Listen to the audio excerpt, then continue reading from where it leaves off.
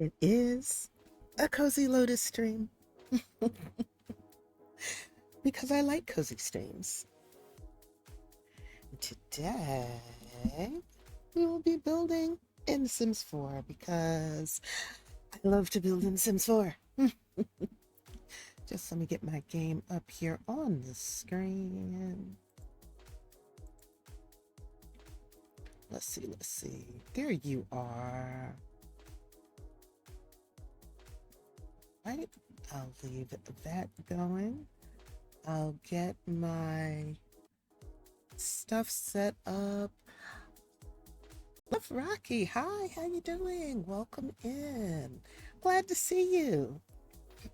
Excuse me, thank you so much for stopping by. We're just gonna hang out here and maybe do some chatting while I finish up this mansion build I'm working on. I just want to take a second to get my browser set up so I can do what I need to do. Happy Thursday, everybody.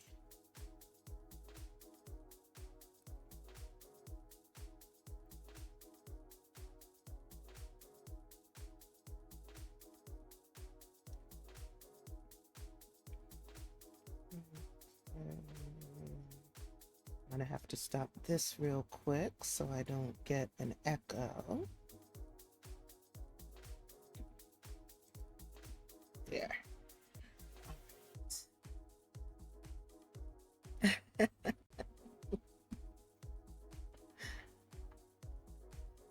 Supporting one another is the name of the game, isn't it, Love Rocky?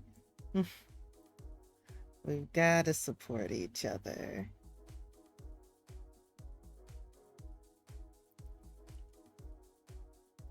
I've been enjoying your streams, by the way. I think I just stumbled on you uh recently, sometime this week. I like hanging out in your chat. I like lurking in your streams too. Which reminds me, y'all, this is a lurk friendly space, so please do not feel obligated to chat if you don't want to. It's enough to have you here. Your presence is greatly appreciated.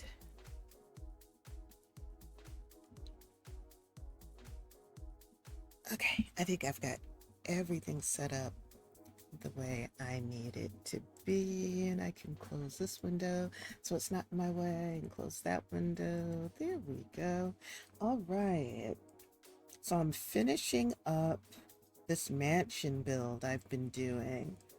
I've been working on it off and on for, I'll say, like the past week or so.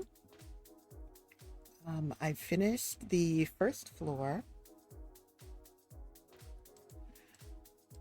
and this is the first time I'm building a mansion. It's been a lot of fun too. I normally don't do mansion builds or builds full of a lot of CC for that matter, because a lot of times when I build so that my lots can go on the gallery. But this time I'm mostly building for myself. So when you come through the front door, you have this grand entryway, and immediately to your right is the ballroom. See, we've got a lot of marble. This is a ballroom here. We've got a dance floor, some couches, a bar, because you know when you're dancing the night away, you need somewhere to rest your feet. Have a fancy DJ booth. And there are also doors from the ballroom right out to the back porch. You know, it's good to be able to go outside and get some fresh air. So I have a nice spacious back porch. Haven't done the landscaping yet for the backyard. I'm going to do the rest of the back landscaping last.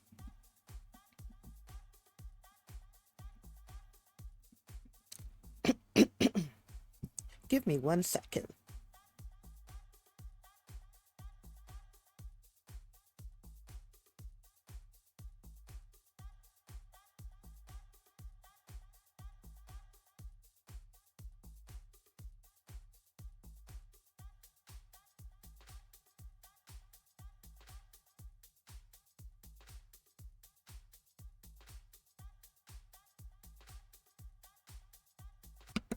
Sorry about that. Had to take care of something real quick. Okay, but I am back. So, when you come out of the ballroom, there are two bathrooms.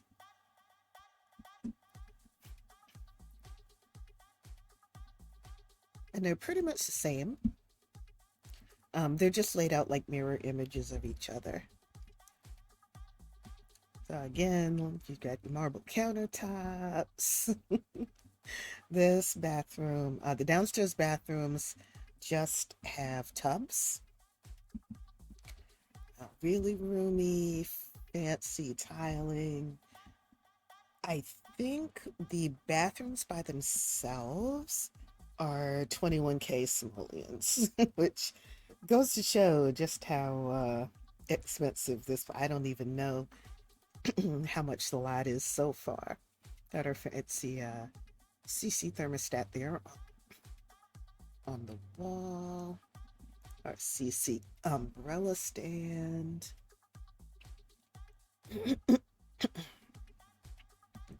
And then on the other side of the staircase, we have another bathroom. Again, really, really big, really fancy.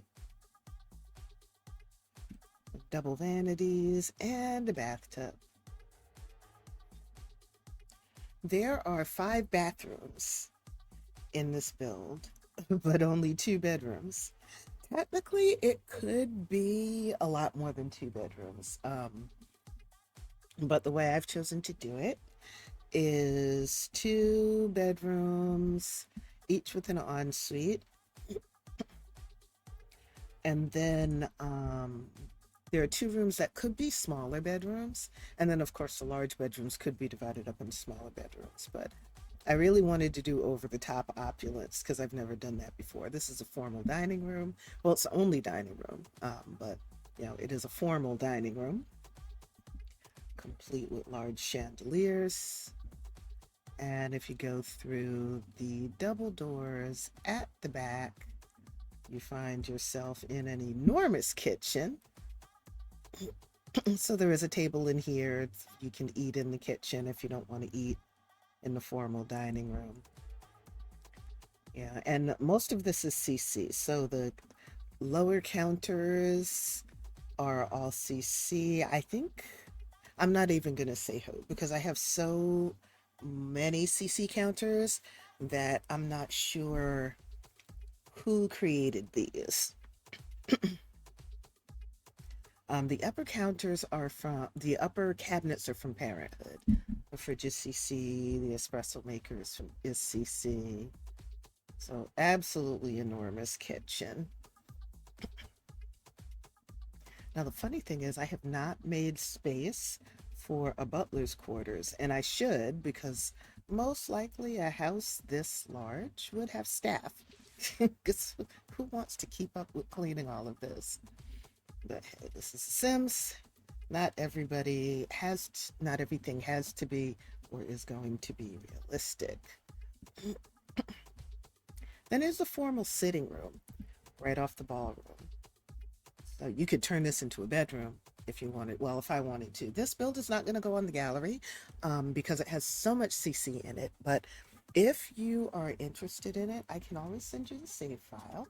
So let me know. And I don't have a list of the CCs. So I can say this though. If you have a lot of Charlie Pancakes, Hey Harry, and Felix Andre CC, then the downstairs you probably won't have anything missing from. The upstairs, I think I'm also using Ciboulé or Ciboulé. I'm not sure how to pronounce that CC Creators screen name, but I'm using a lot of their clutter in the bedrooms. But I love this sitting room. But again, I could also turn this into a bedroom if I wanted to. But for now, that's the formal sitting room.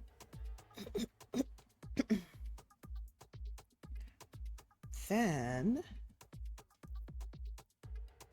if you go upstairs, you go up the stairs and you end up on this huge landing.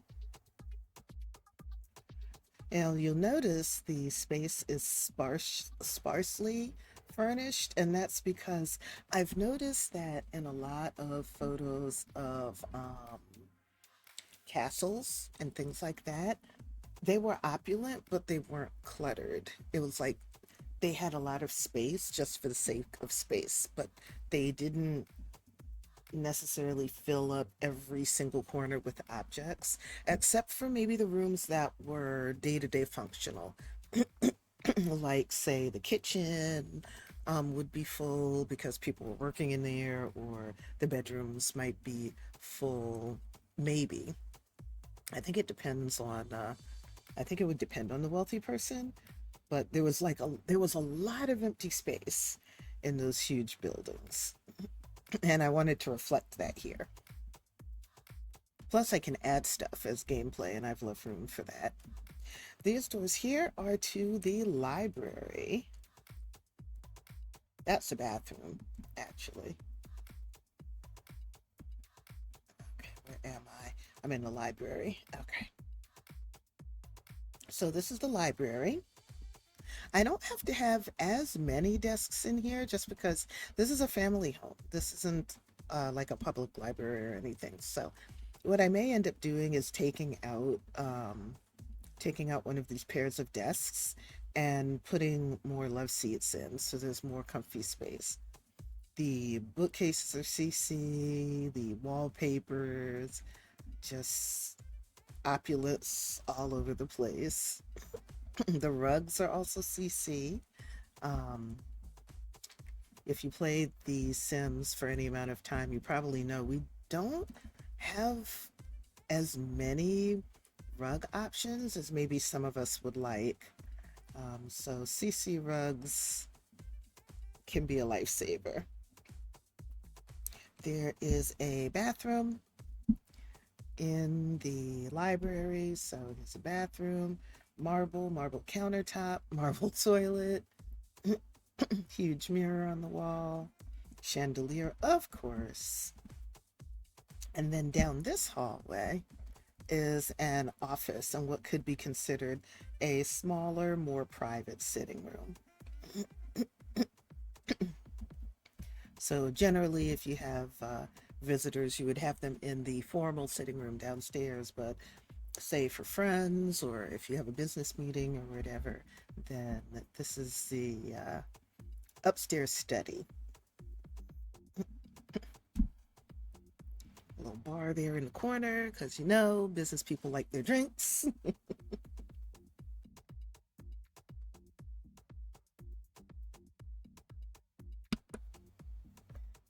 Fireplace, just like in the formal sitting room right below this, there's a fireplace and a chess table.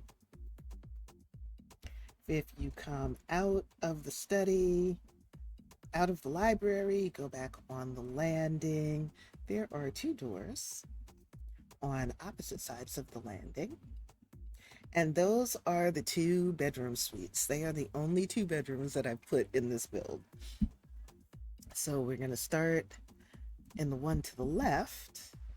I'm telling you, if this was my bedroom, I would never leave the house. Okay, I'm an introvert anyway. I like being at home where all my stuff is. And if this was my bedroom, the world would never see me. I would constantly be in the house. Oh, I see there's an ad playing. I'm going to wait for a second before I continue the tour.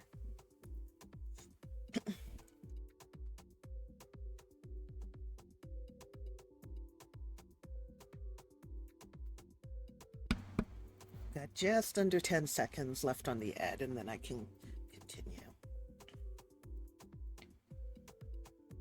Okay, wonderful. The ad is done. So now I'll keep going. Yeah, so I would never leave the house if this was my bedroom. Got a fireplace here, a sofa in front of the fireplace, little office space here, just you be on your computer, your bookcase. All of this is CC. the closet is CC, and then behind the screen is the bed. So you have your. I use the screen to the divider to separate the two spaces. So then there's the more, like the living space in the suite, a little punching bag in the corner so that you can get some exercise, a yoga mat on the floor behind the left seat. And then behind the screen is the bedroom slash dressing area. You have a vanity, two night tables. I love these lamps. They're also CC. Wonderful four-poster canopy bed. Your closet system there. And through this door is the ensuite bathroom, which is a dream. I am in love with how I did this bathroom. And so you walk in, you've got the tub up on a platform. So you can walk up two steps to get to the tub. Double vanities. You see in the mirror, the toilet is right inside the door. I like putting the toilets right inside the door, right by the door, just because reality, if you're going to go and you're going to the bathroom because you've got to go, especially if you really got to go, you don't want to have to walk across the room. It's better if you had to walk to the bathroom as it was. So toilet is right by the door so you can rush in and plant yourself as quickly as possible. Freestanding shower in the corner. Little dressing slash sitting area there in front of a mirror behind this screen. Now to give the shower a little bit of privacy. So that's the one bedroom, which is marvelous. And then if you go out the door, nice large mirror here. And if you go out the door and head across the landing is the second bedroom, which is what I'm still working on. So this is a child's bedroom. Right now, I'm only thinking of one child. I'll probably put my child's himself in this bedroom. But lots and lots of space. I used tall wall height for the ground floor and medium wall height for the second floor. So the room is cavernous. They've got their own TV. I've got to check. I don't remember if I put a TV in the sitting room downstairs. There's definitely not one in the other bedroom, just because I'm not a TV in the bedroom kind of person. But the child has a TV, so they can watch their movies or TV shows or whatever. A couple of bookcases, a big dollhouse, of course. Drawing table. I've got their violin over there next to the window. And their bedroom is set up similarly. There's screens that are separating the living area from the sleeping area. So I've got their toy box, stuffed animal, their desk here with their computer. And then when you walk behind the screens, this is the sleeping area. So again, a big four-poster bed. I'm not done with this room, so it's still looking kind of sparse. I just finished the closet. So you've got your closet, some pillows there on the floor. I'm going to put more clutter in this part of the room. And this suite also has its own bathroom with a similar kind of setup. It's mirrored to the other room setup, just different colors. So you got your double vanities, bathtub on the platform, freestanding shower over in the corner, dressing area behind the screen. This is the last room that I need to decorate on the inside, and then I'll be able to go to the outside and do the landscaping. I think I need to add some more chimneys because we've got 1, 2, 3 you know what? I may take out one of these bookcases and put a fireplace in the library, because if I was going to be in my library, I would want there to be a fireplace. I would. So I think I'm going to do that. And then, of course, I'll need to add chimneys. So let's, yeah, let me do. I said I don't need that many desks, and I don't. 3 desks is fine. I'm going to move those books there.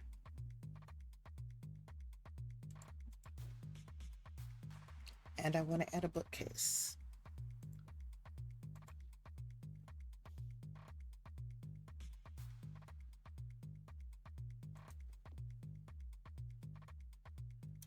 That's the middle of the room.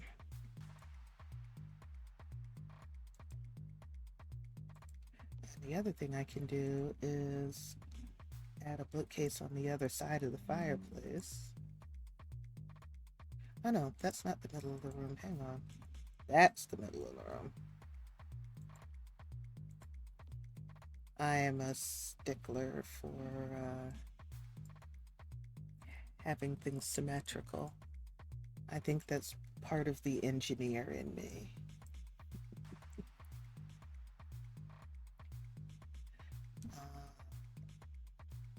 Move this back some so there's space, and then I need a love seat that's facing the fireplace. Because who wouldn't want that, you know?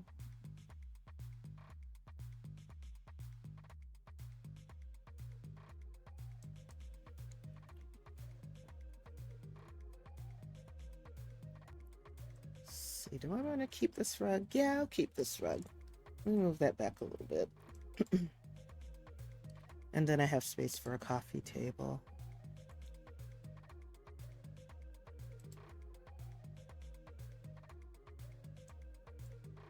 It's been fun going through my build by catalog and using CC that I have had but just haven't used.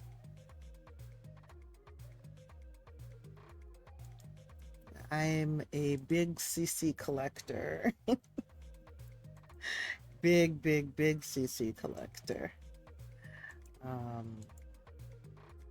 And I am guilty of collecting many gigs of CC that I rarely or never use, but I just cannot bear to get rid of it because it's all so cool.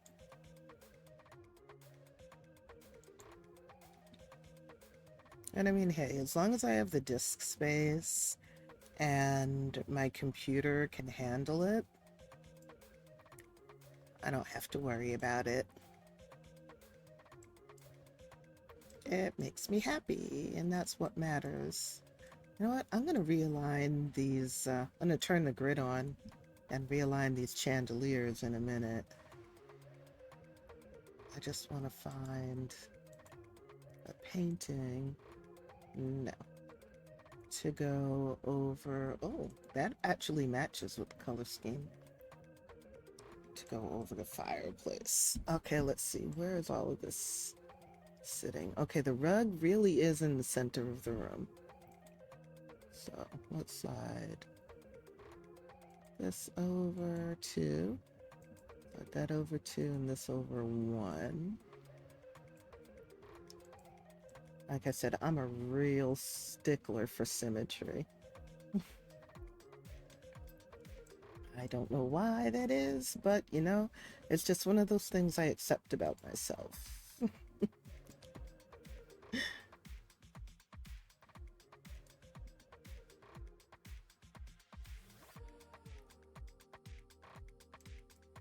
Well, the chandeliers upstairs are smaller than the chandeliers downstairs. Huh, you know, I wonder if my Sims will be able to pass under these. I don't think so. I'm going to have to get a Sim in here to play test it. If not, I'll just replace the chandeliers once I'm ready to play in it. They look nice just for pictures. So I'll keep them here for now. Nope, that one's lined up correctly. Okay, so now I can go back to cluttering the bedroom.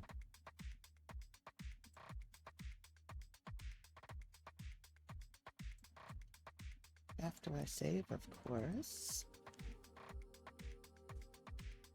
When I first started playing earlier today, I was trying to save a different build to the library, and the gallery was not working. Apparently, the gallery was offline for a while earlier today. But a little while ago, maybe an hour or two ago, I was finally able to save that build to the gallery. And it's been working fine for me ever since. Fingers crossed. We'll see how long that lasts. Not that I need the gallery for this build, because it's just going in my library, not up on the gallery.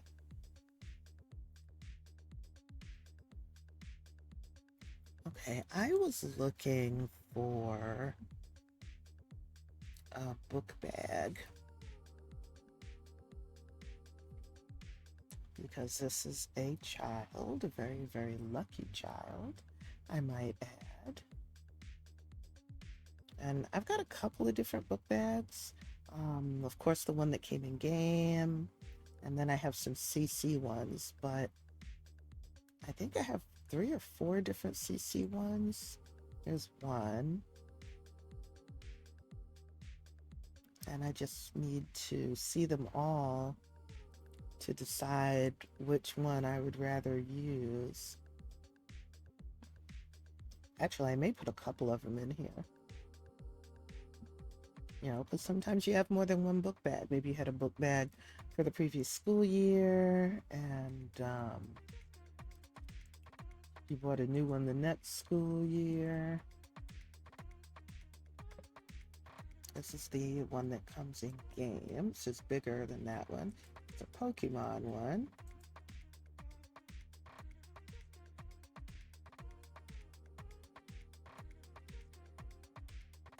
Oh, I like this toy. I hardly ever use it because oftentimes my builds aren't large enough that I have a space for it. So I'll pull that out to use.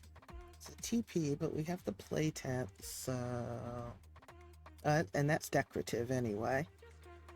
There's another knapsack that I have, another CC knapsack, and I must have passed it.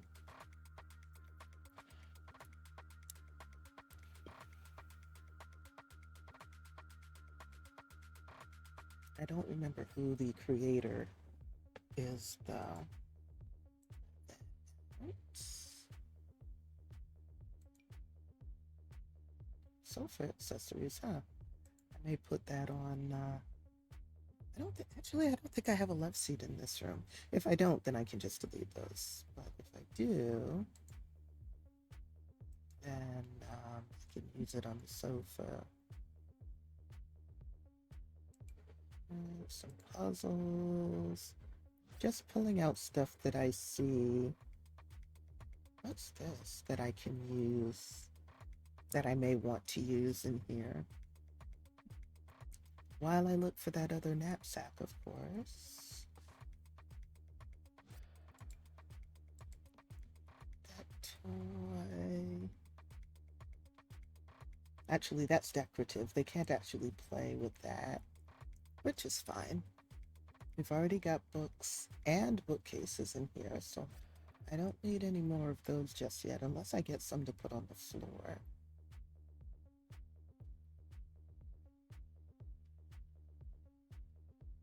Wicker side table. That can be like a pretend laundry. I didn't put a laundry in this build.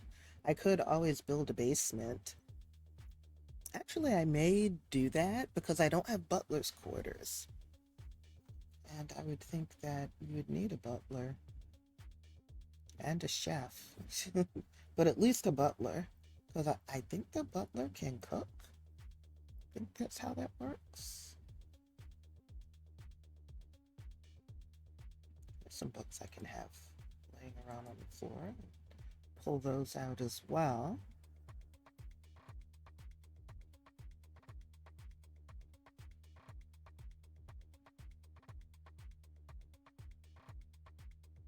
Still not seeing that other knapsack. Today I am sleepy. I slept until about 11 a.m. my time. And I've been kind of dragging all day.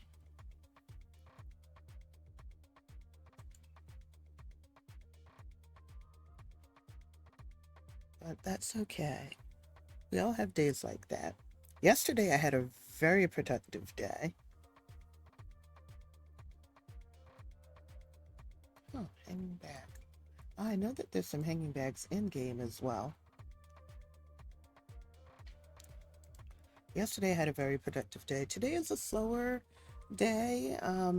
Haven't gotten as much stuff done as I got done yesterday, but the stuff that I did get done today has been meaningful, so I count that as a win. Okay, there's nothing named book bag.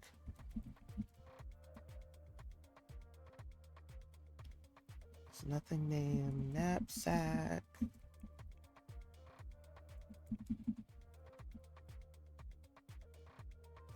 Bookshelves.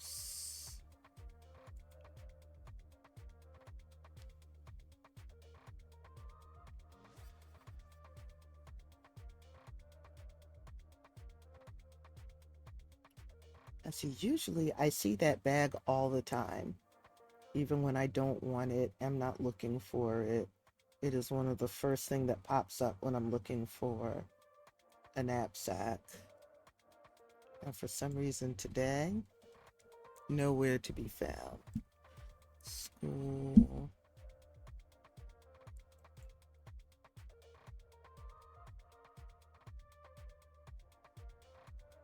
Isn't that the way it works a lot of times, though? The thing that you want is more difficult to find. That's not it. This is the one that I just put out. Okay, well, I'm just going to do without it then. So I'll just go back into decorations and let me start placing these things I've pulled out.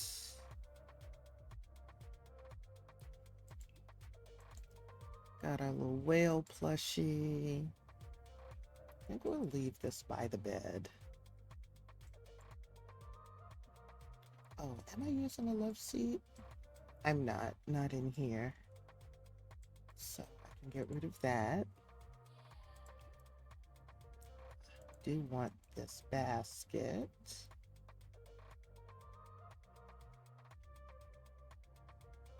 I'll just, no wait, there was a blue swatch. This one I'll use.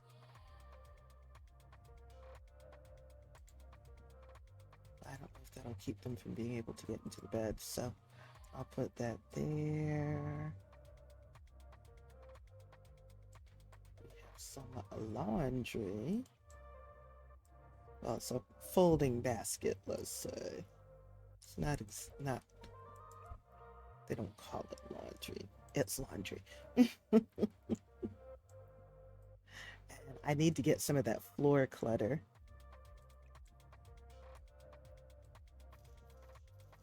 This looks like a hamper, so I'm going to have it there as such. Now, which book bag do I want? Oh, actually, I said I could do multiple book bags, so let's take this.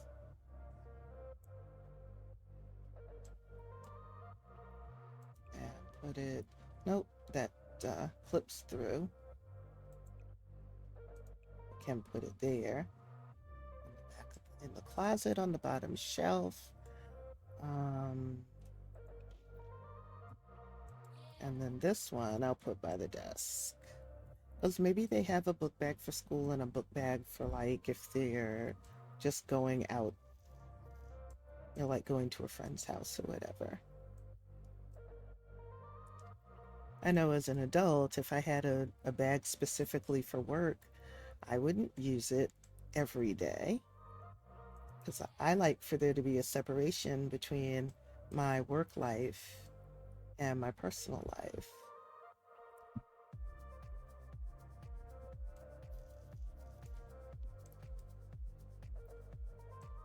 So maybe this kid is the same way. Let's got some books. Perfect. What are these are what, puzzles, board games? These are board games. Put that there. I could fit something else in there. Like,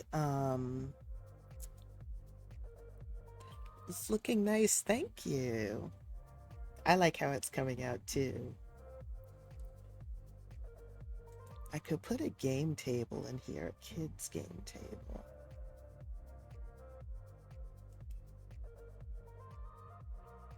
Let's see how much space that would take. Ooh, that takes up a lot of space. I don't know that I want that in here. I do like,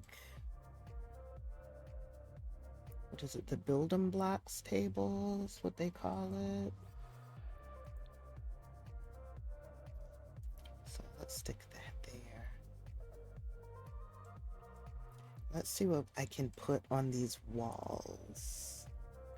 Let's also save my game because I do not trust this game. It loves to crash. The game is like, let me add some excitement into your life. I'm going to crash unexpectedly.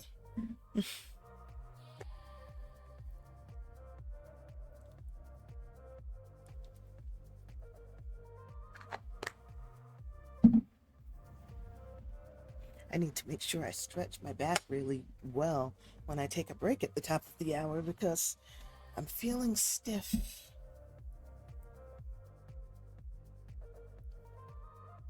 Okie dokie. What am I going to put on the walls?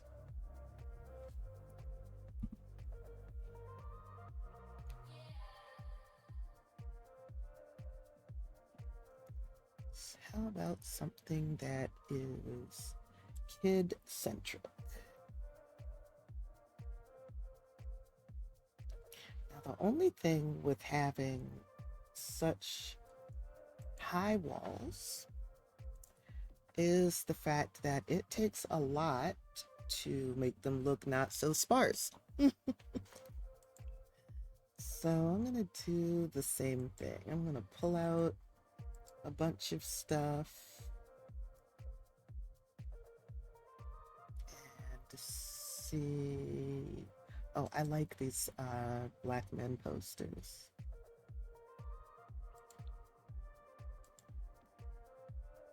Definitely a reading kids poster.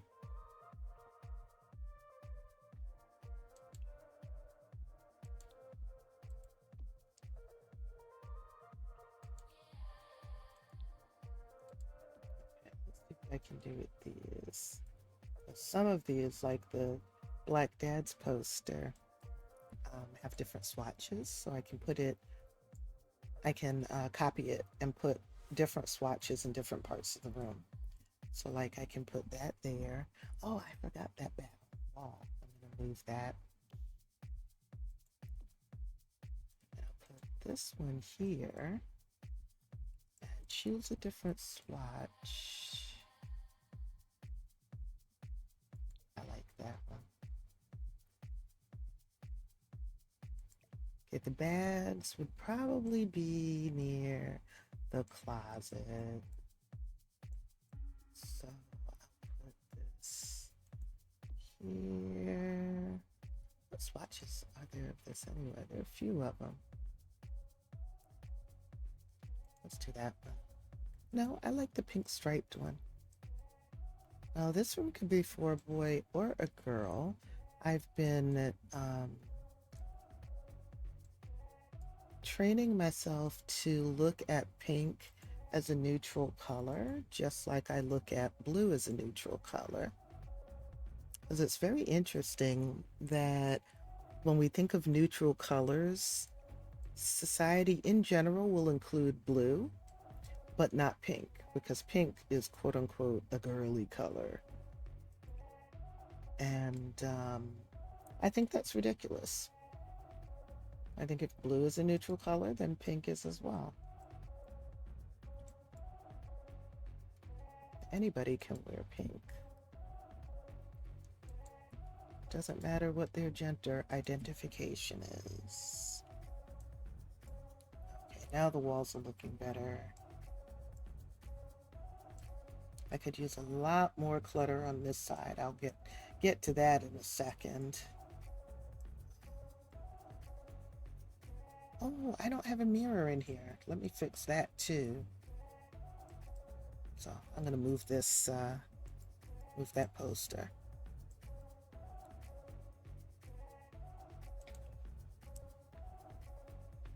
Find a mirror and add some more wall light. Well, right now I don't have any wall lights, so I'm gonna add wall lights.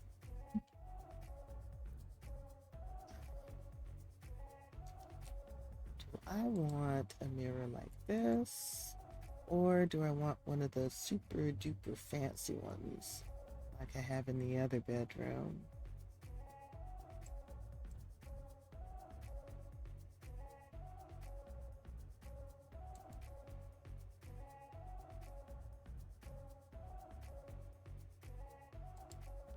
The vanity in here might be nice as well. Oh, this is specifically for a kid's room. Okay. Oh, and so is this.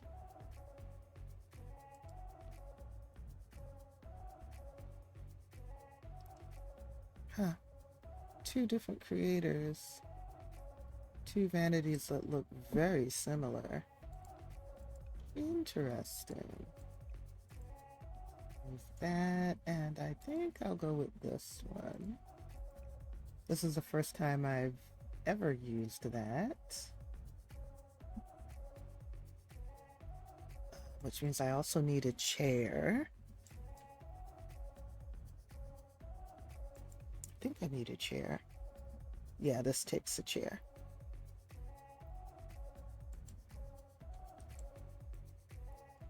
And I didn't realize that there was a chair that comes with the set. Okay. Whoever you are, you definitely need a mirror. Oh, that's cute. And how about put this by the bookcases? And then move these over here.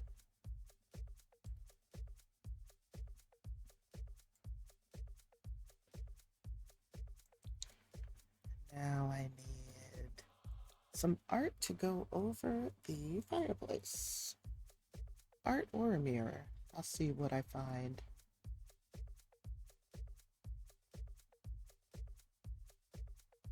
But not a poster.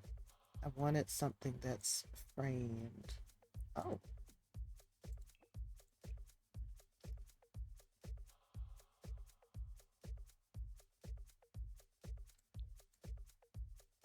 That's cute.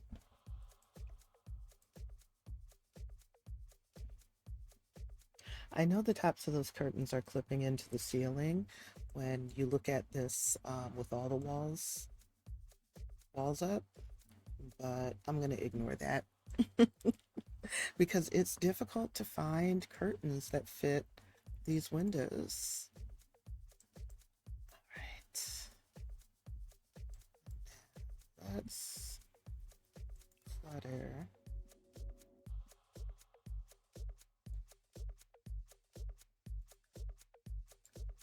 Oh, look, another ad.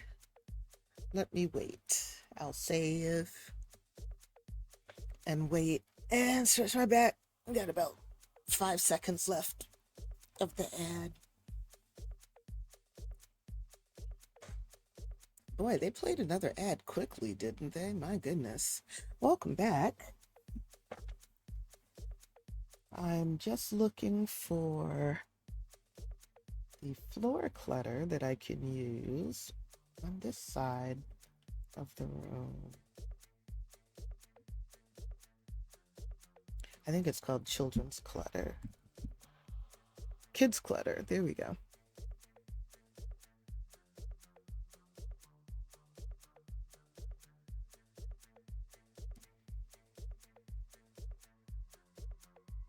Oh, I hate when it does this.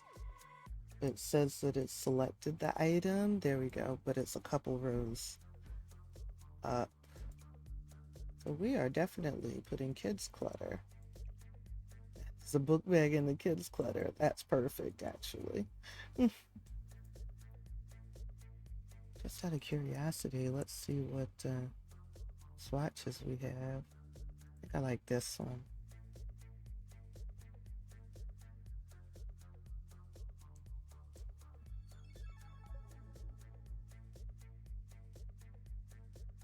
All right, more clutter. Let's see what else I can find.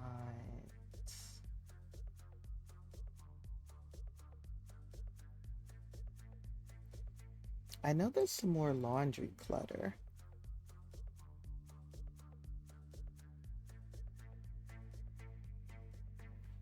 Like clothes on the floor.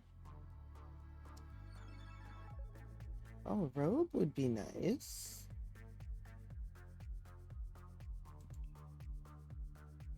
I don't think they have kids' robes, but I can just put a robe like on the, well, I have one in the bathroom, but I can put one in here anyway.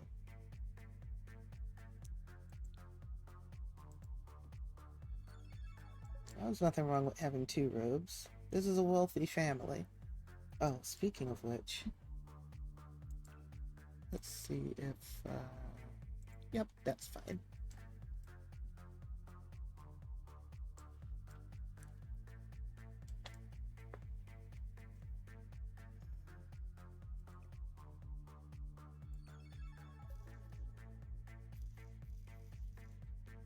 Got their little friend there.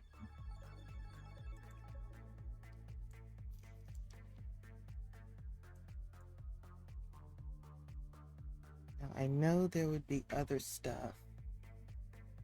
Oh, maybe I can put a love seat back here, or another kid's chair. Let's see what they've got in love seats. Or some kind of an ottoman.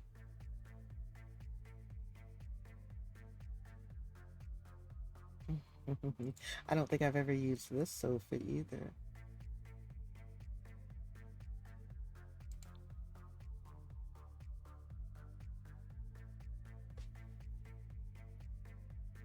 But now I can.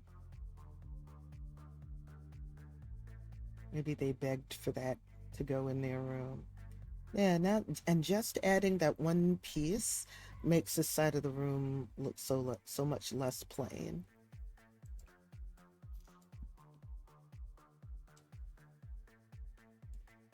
That looks like a kid's room.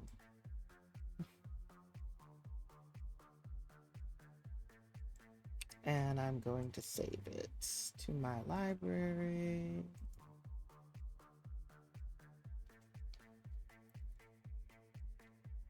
Just in case I want to use it in another build. I need to learn how to build. It's a lot of trial and error. At least it was for me. It was a lot of trial and error. This part isn't so much building, it's decorating. But I did build this from the ground up.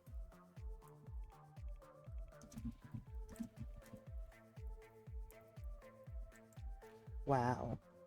56,753 simoleons. This is going to be a very expensive lot. Very, very expensive lot. Okay. So that's the whole inside. And I have 1, 2, 3, 4. I think I need to add 3 more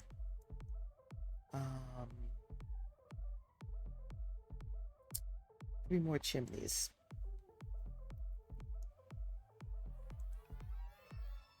So there's a fireplace here.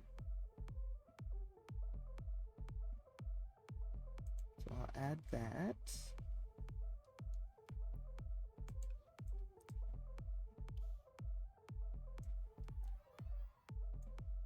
There's a fireplace in the library.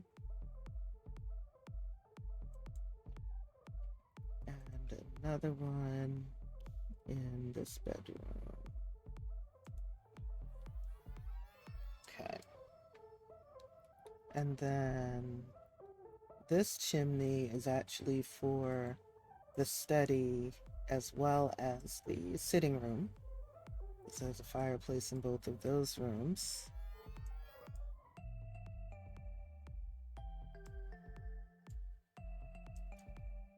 All right, so that is the inside. And I wonder, I really want to add butler's quarters so that there can be a live-in butler.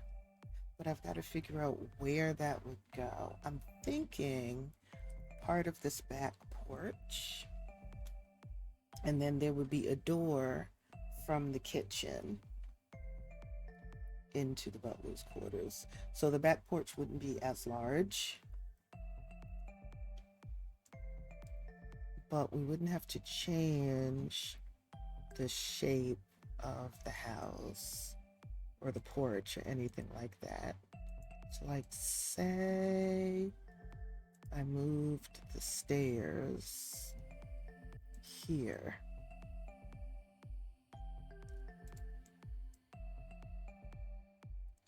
And then I can always move those things over.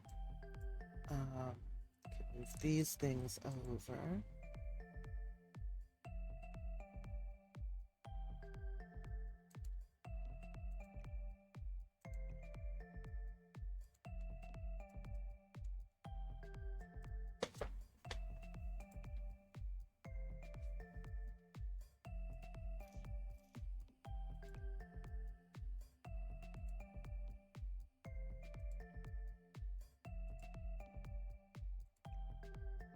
So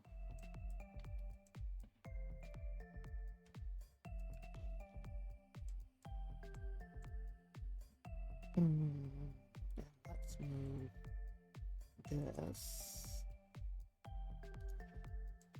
That means this bathroom won't have a window, which, well, let me leave it there because I can put it as part of the butler's quarters. So then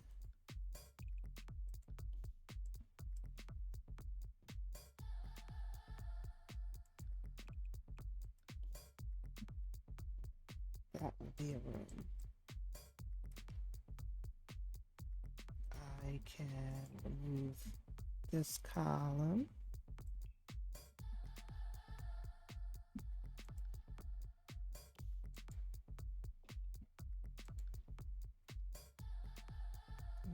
Replace the walls.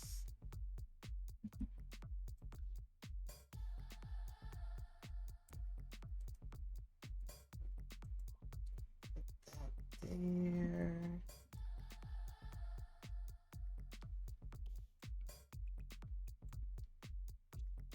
This here so that I can move these plants back against that wall.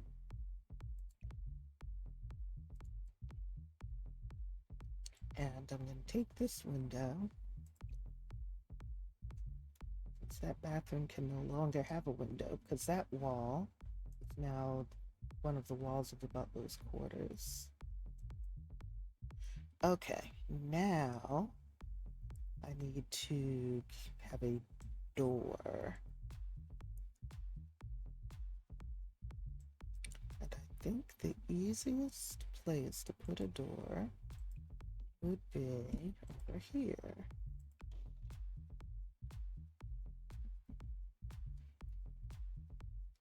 Okay, this is a Felix Andre counter. Let's make this an end. So, and find us a door. Not a fancy one, because we don't have a lot of space, which is fine. We don't need a lot of space. So something that would look like a simple pantry door, like this.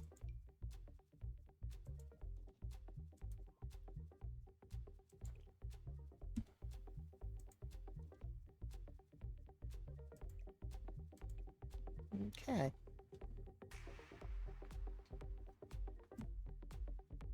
Yes. It probably wouldn't even have panels, to be honest.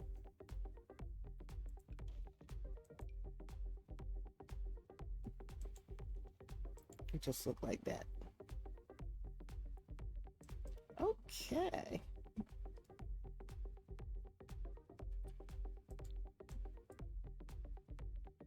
Yeah, that makes sense. So then I can... Oh, I have to change the path.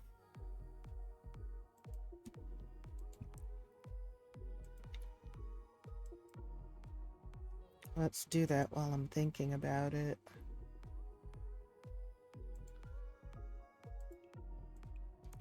And this is the only place that I've done terrain paint, so I can just go ahead and erase that wholesale.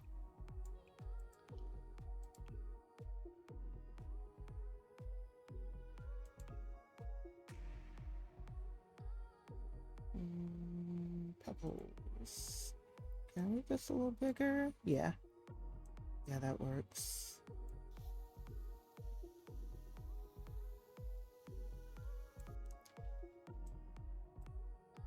Mm-hmm.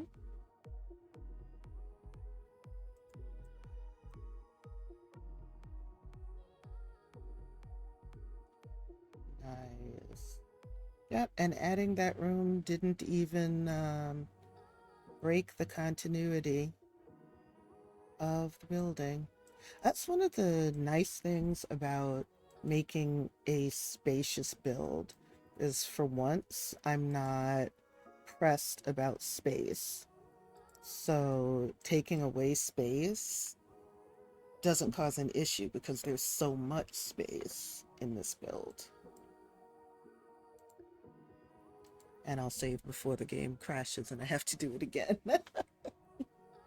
Okay, it's been an hour, so what I'm going to do is take a quick break, probably like 4 or 5 minutes. I need to stretch my back really good. I've been sitting for a long time. I'll refill my water bottle. I'm going to run a few minutes of ads, so it'll turn off the pre-rolls for a good long time. I think it'll turn them off for like 45 minutes so that people who are just coming in won't get hit with pre-rolls. And I will be right back. So if you need to, you take a break too, and I'll see you when I get back.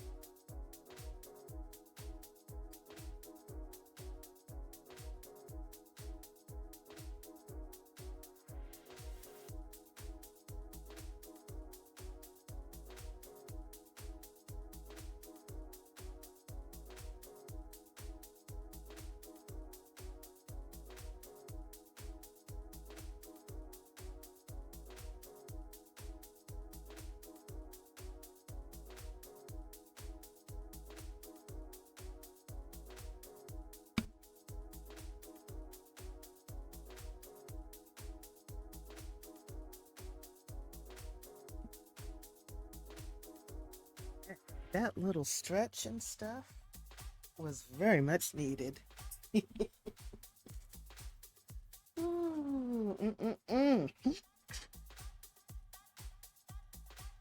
My back is still a little bit unhappy with me, but that's okay. Probably when I end stream in another hour or two, I'll go out. I need to take my recycling out anyway. So I may as well go out. All right, where is my game thing? Let me switch my music to.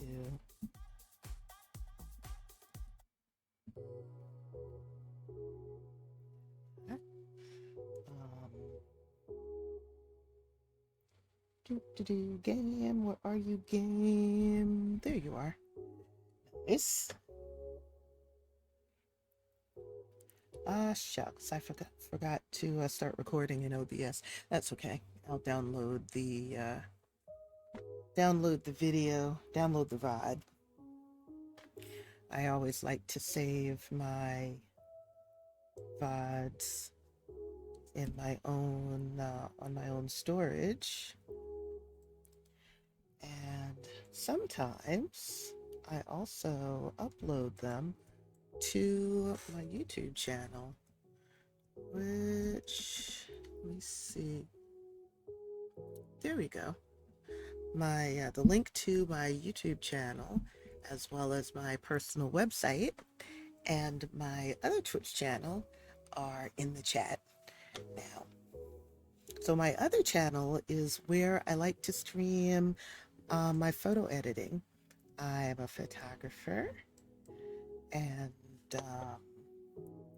I hadn't been able to stream on that channel for a while, but I very recently, as in last month, upgraded to an iMac, which allows me the processing power to now be able to stream my photo editing again on my other channel. So I'm next time I go out with my camera, I want to make it a point to stream my photo editing, and I would do it on my wthelotus channel. Okay, we need wallpaper for the butler's quarters. Their quarters will be smaller, but no less nice. I'll put it that way. I don't want to give them the bedroom. Actually, let me take a look at this. We can give them paneling for their bedroom.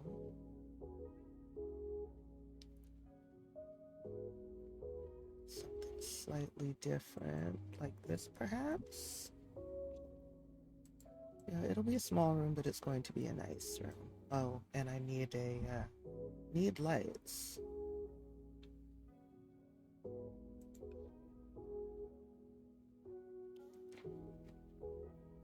So we'll do the one chandelier in the middle of the room, and then there'll be like a light. They'll have a desk, so there'll be a desk light and bedside lights.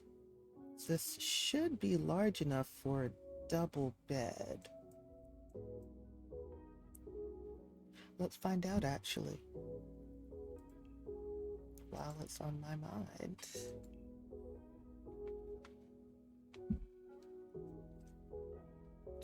Oop. Okay. We want a double bed, a nice double bed. See, it's a cane bed, a wooden arch bed, another wooden bed. 644. No, I need for them to have the absolute best for energy stress relief and discomfort relief. So let's get them a bed frame. The best way to do that is get them a CC bed frame and CC mattress. I do like this green, I'm not gonna lie. Oh, it doesn't fit that though. Let's use the Luna mattress since that's the Luna bed frame because that's made for this bed frame. Oh, that's plenty of space.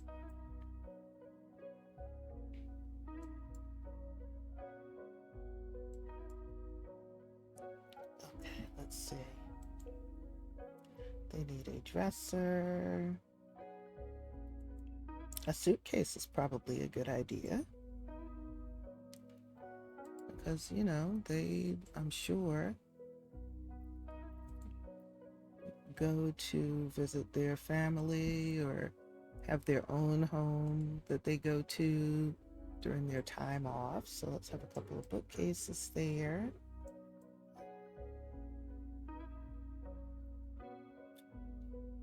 Let's see, closet shelves, closet double rack, closet single rack. We'll do the single rack.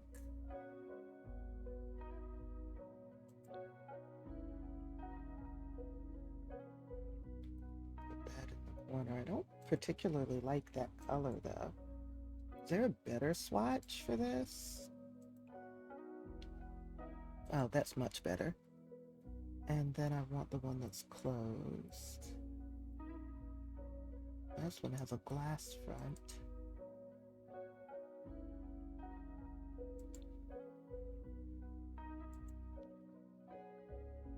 Oh, I can do that. What can I put? Oh, the clothes will still go on the rack. Okay. All right, sweet.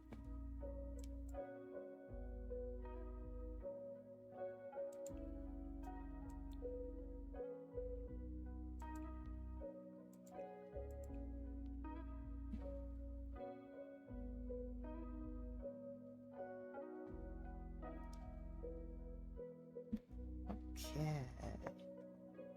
Let's see, some sophisticated suits. Oh, these also fit. No, I'd rather have those. Okay. And we need a rack. All other sorts of clutter, but let me find them like a dressing table or something. And they'll also have a desk with a computer. Because when they're off, then they can, you know, of course they can use the rest of the house, but if they want to be in their room, they can have that space. They don't need a dresser that's quite so wide. Oh, right, I was looking for a vanity.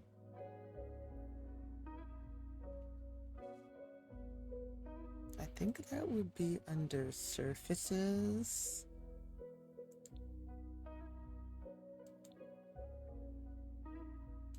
Maybe in here. Under misc. Okay.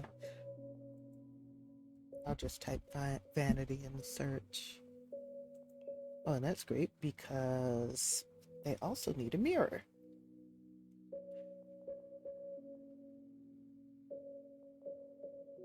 Okay.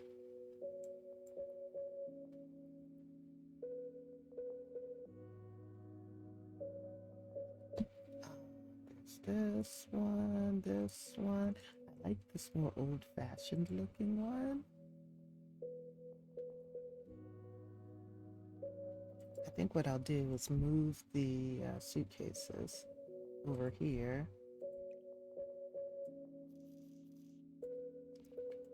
And put the vanity against that wall.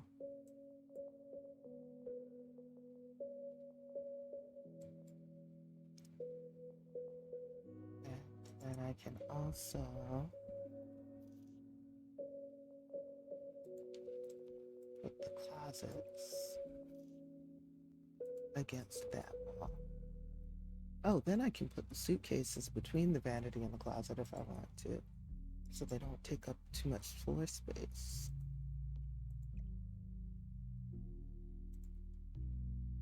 Mhm. Ah, shucks, they'll be pushed right up against the chair will be right up against the door. Let's switch the place of the vanity and the closets.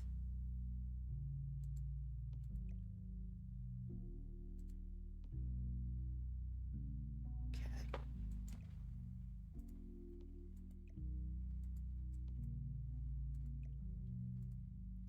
And now I can find a chair for this vanity. Oh, look at that. Forgot about that. So this is if I wanted to. Oh, yes. Perfect. Wait, I need to slide it back some. Okay. I forgot. I love that piece of CC. I just discovered it yesterday when I was doing the vanity in the adult's bedroom upstairs.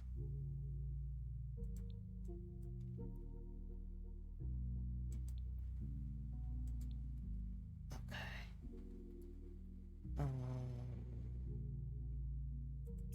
I want the matching chair for this, and that came out of vintage.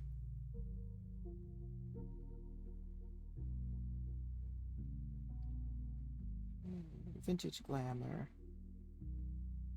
Yeah, it was one of these chairs.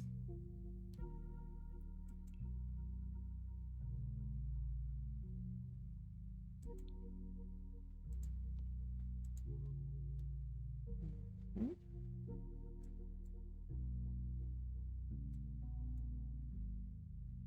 Yes, very nice. Okay, they need a mirror.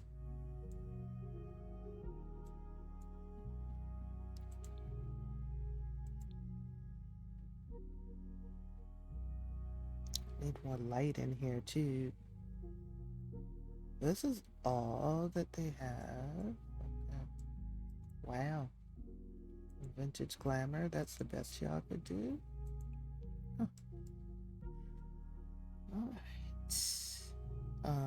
Let's go into the mirrors for... Oh no, Vintage Glamour has a mirror. Okay. Thought I had hit show all decorations. A full-length mirror is what you need. Medium. This is a tall. Do we actually need a tall mirror though, or is that creepy? That's kind of creepy. Let's go with a medium height one. Let's see if we can find something that can blend better with the wall. That sure does.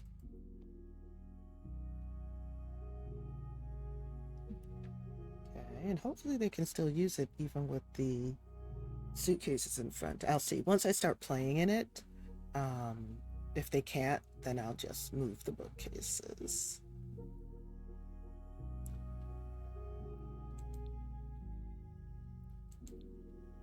You need a desk.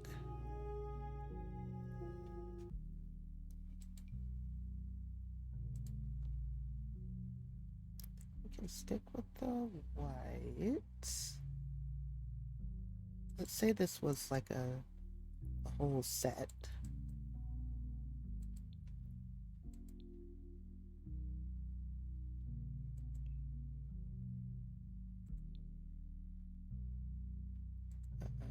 Wait. Oh, this is that's not a desk chair. Is that why? Well, yeah, that's not a desk chair. That's a living chair. Okay.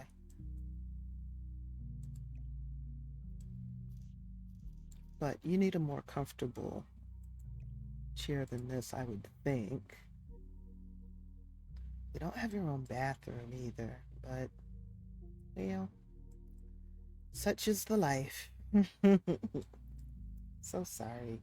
If I had thought about it if I had thought about it when I was originally making the footprint, the floor plan, then I would have made it so that I would have included a butler's quarters, and the butler's quarters would have had their own bathroom.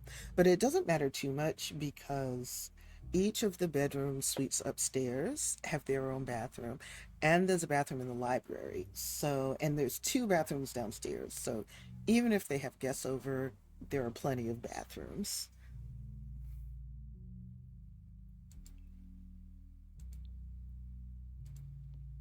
Let me see if there's a white swatch for this bed frame. There is. Oh, it can really look like a set. It is white.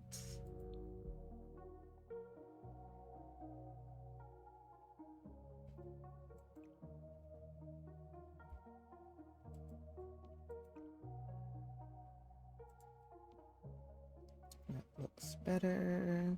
You have an ottoman, you have a chair in the corner. Let's put a laptop here because we'll say, you know, if you're coming to be a live-in butler, you'd probably bring your own laptop.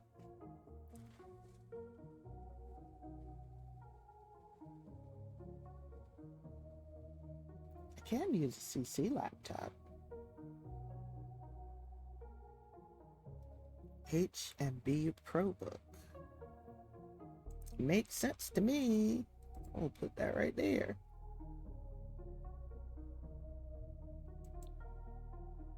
What else do I have in here?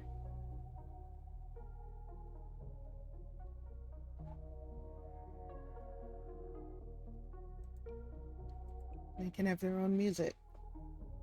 Oh, actually, I had meant to put music upstairs in the kids' room too, and in the main bedroom. Okay. Let's.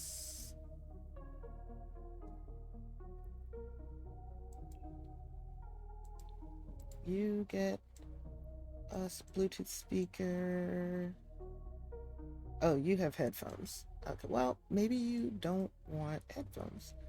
Maybe you want a speaker. Do you get a Bluetooth speaker? Okay. Then, of course, there's the big DJ booth downstairs for that music. Oh, is there a TV in here? There is not. There is not a TV in the main sitting room. That's interesting. Do I want to change that? I could. I could put a television on this table here. Let's see, we've got some books.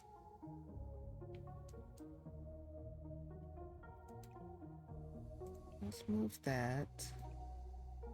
Put these books here instead, in with the Kwanzaa stuff. Remove those books, remove this plant, and let's add a television. Ooh, that's big. Doesn't have to be that big. Oh, that's also big. Oh, the same one. That is also big.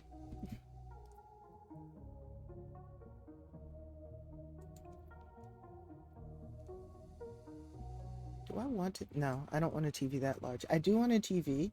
It just doesn't have to be that big. Okay, and then we can just rotate that.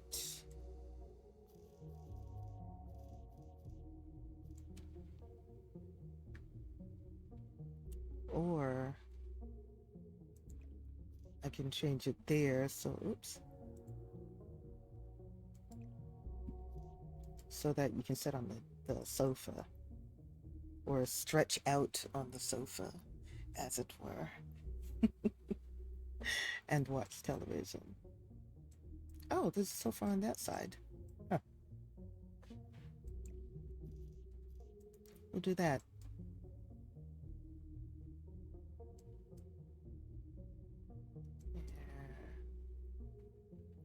Okay. Uh, Back to the butler's quarters. You need curtains. You also need a rug, and we need to put clutter on your desk. You don't need a nightstand because your desk can act as a nightstand. So let's find you a rug.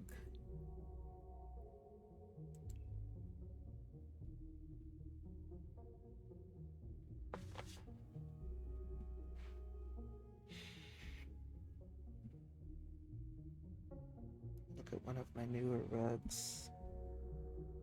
Well, not new, but new to me. I like this one. It has very muted tones. Let me see what other swatches come with it. See, so this makes the room look brighter. This one makes the room look cozier because it's darker. That one's okay. That's nice. That's nice. Now let's go with the original swatch because I like it. Has like a greenish color to it that ties in with the bedding. So there's your carpet. And now let's find some curtains, preferably green ones.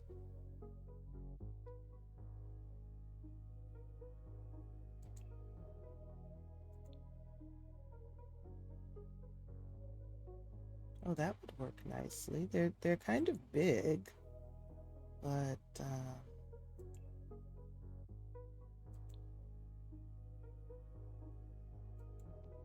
we can do that. I mean, the curtain rod is kind of large, is what I'm trying to say. Maybe there's something else. We'd like them to have privacy. That works. Even though I don't like the swatch, but that's an in-game curtain, so of course I wouldn't like that swatch. So I'll use those. I don't like how they blend in with the wall, but it is what it is. Okay, now we can personalize the space a little bit more. Whoever the butler is has a comfortable, spacious, private room at the back of the house where it's nice and quiet.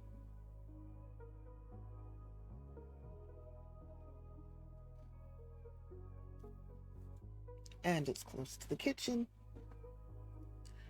so that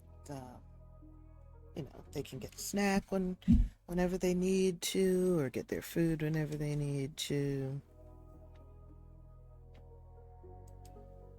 The only thing I regret is that they don't have their own bathroom. But like I said, there's plenty of bathrooms in the house, so they'll be fine. Book, they have pencils, water bottle.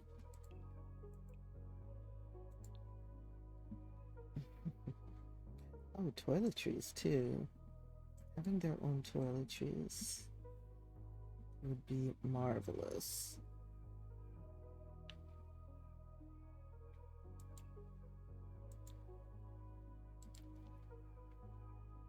Come there.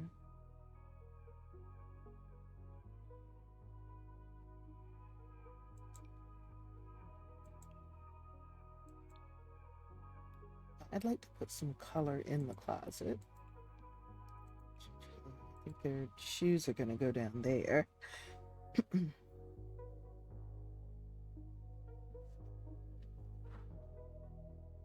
Once I find their shoes. Lots of tissues.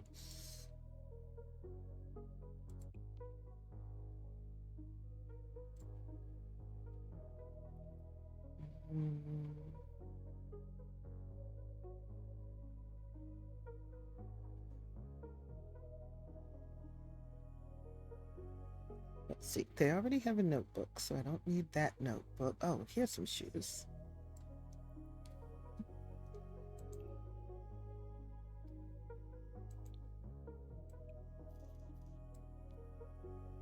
That works quite well. And toiletries. Go in there. Probably toothbrush and toothpaste. They can take that with them into the bathroom.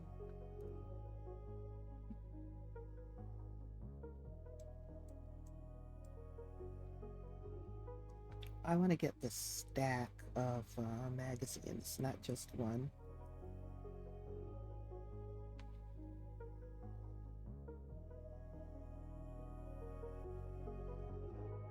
Oh, they have a water bottle, but they can have a mug of tea as well. Actually, let's put this closer. And just in case our butler is female, but you never know who the game is going to send. Put some black heels in there.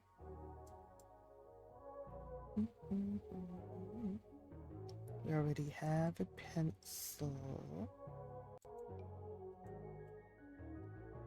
Oh, and let's say they have their own roll of toilet paper. Because, you know, it's always good to have extra. You never know.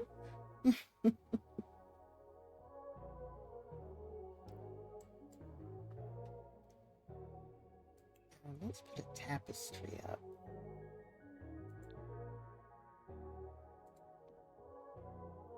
Like that. Put that over the bed.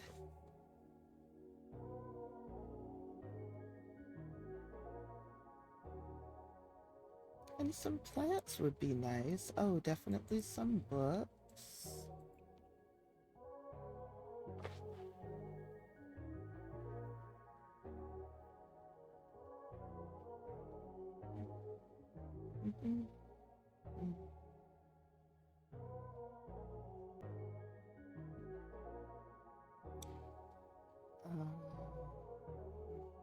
What else? Oh, how about a candle? Now, something to help clear the air.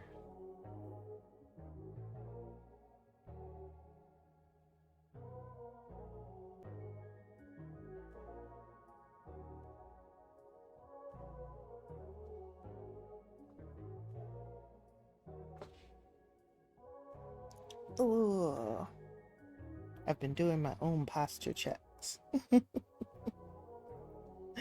because my back has been telling me that my posture is not what it should be. So I'm doing my best to listen to my body.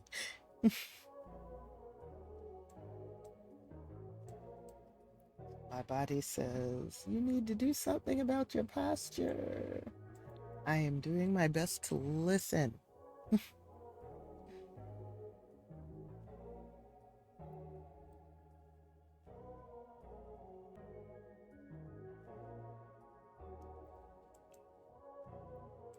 Some more shirts. This was the other backpack that I had been looking for. I don't know where it was or why I'm just now seeing it in the clutter.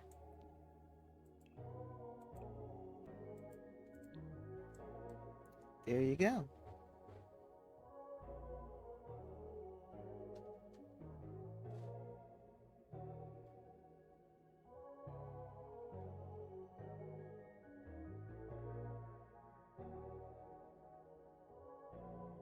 Oh, a towel set. Yes.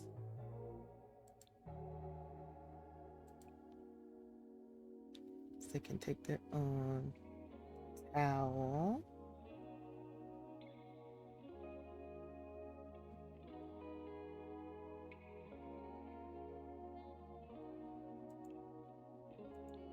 Maybe they have their own shampoo.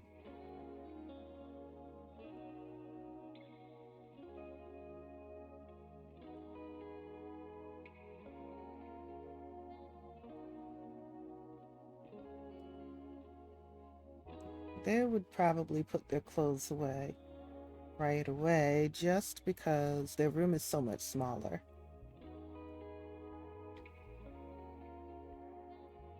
Oh, and hey, let's say they like to keep active.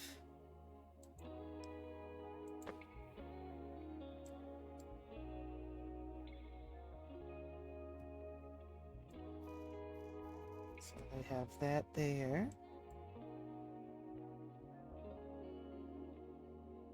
See, they already have a water bottle.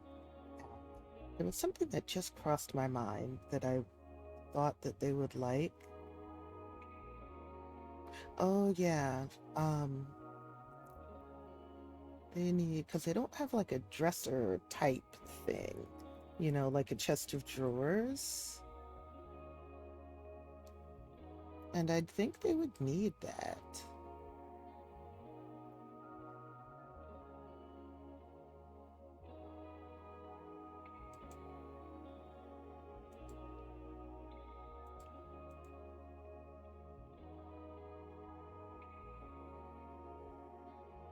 Why would they have leaning artwork? I don't know. Who knows? Maybe it's artwork they bought recently that they intend to hang up at some point.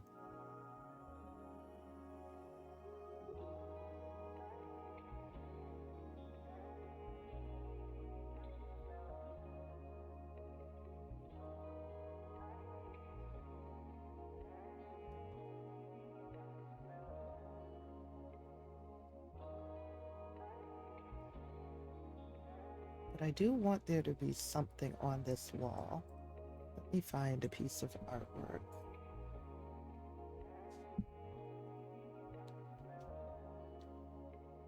Thank you very much for hanging out with me while I do this.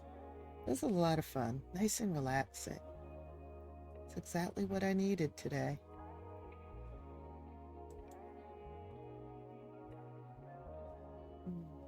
Painting the sound of nature. How about we put that there because I think that's cute. And let's see what other swatch there may be. This is another one. What was that? This one here. That can go there.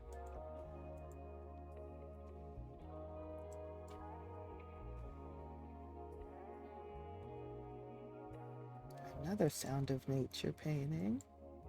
It says somebody bought a series.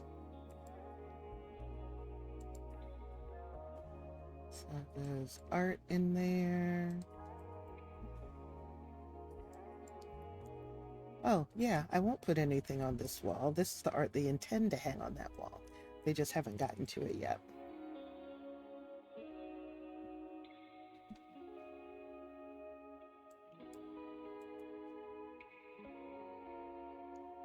Okay.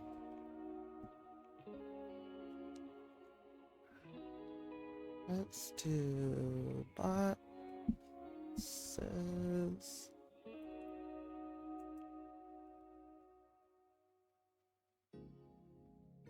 Actually, I want more of these.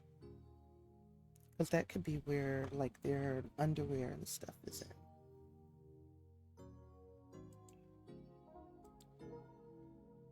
That could be for there. That one can't go there, but it can go up top. That can go there.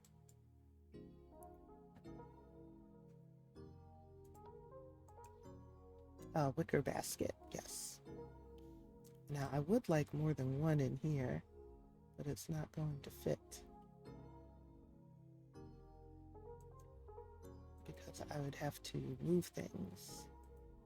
So I will suspend disbelief. Because I don't feel like moving that. There. This looks like a nice room. Kind of dim though. How about we find a floor lamp? Or two.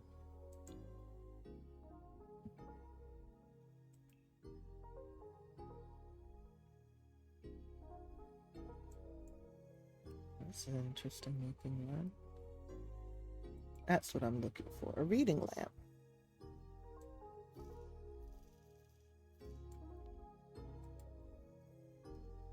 But honestly, if they're going to do makeup here, they need lighting.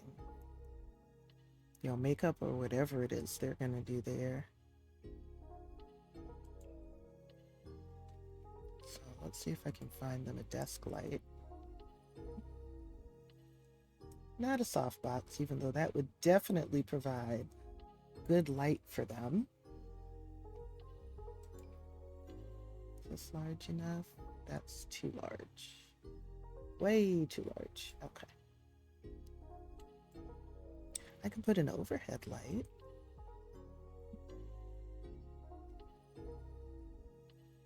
Nice bright one.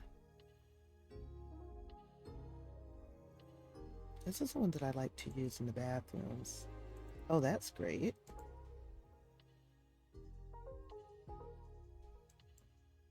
That makes it look a lot nicer in here. And let's do a desk lamp.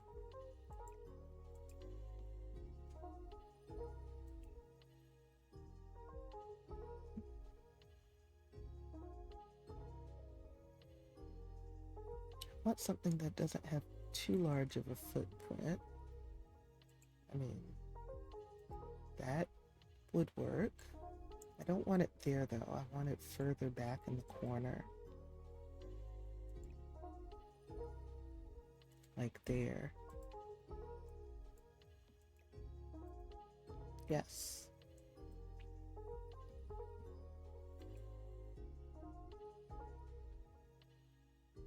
What was that swatch I just saw? This one.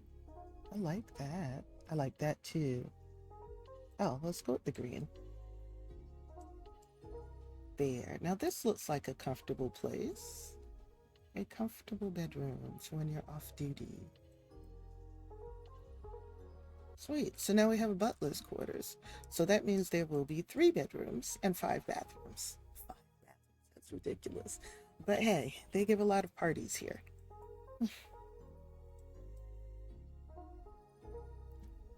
Okay. Let's reorganize out here, which probably means getting rid of some. No, well, let me see. I can move that here. Yeah, I'll put it there next to the steps. One thing, I don't believe I have an easel. I know I have the child's drawing table. I put an easel in here. No, I did. I put a boxing bag, punching bag. No easel there. Is there one in the library? Nope.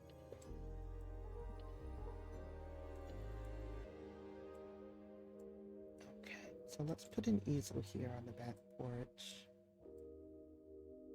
That's a pretty nice view, don't you think?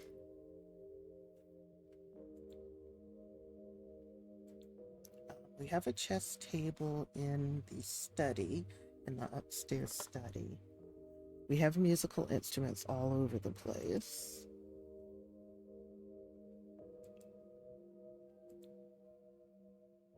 So I'll put the easel there. And now let's work on the landscaping. Let me save.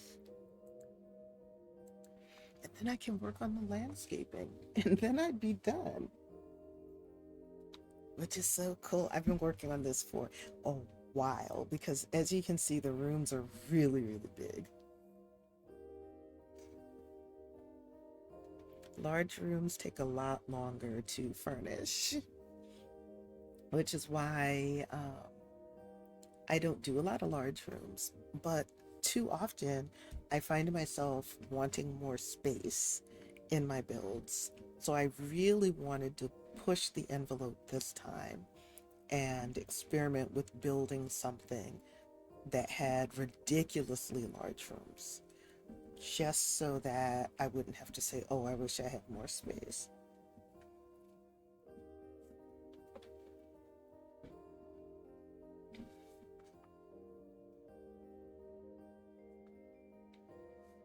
Oh, I see there's ads. There's an ad for about 20 seconds, so I will just chill and wait for the ad to be over, and then I can start on landscaping.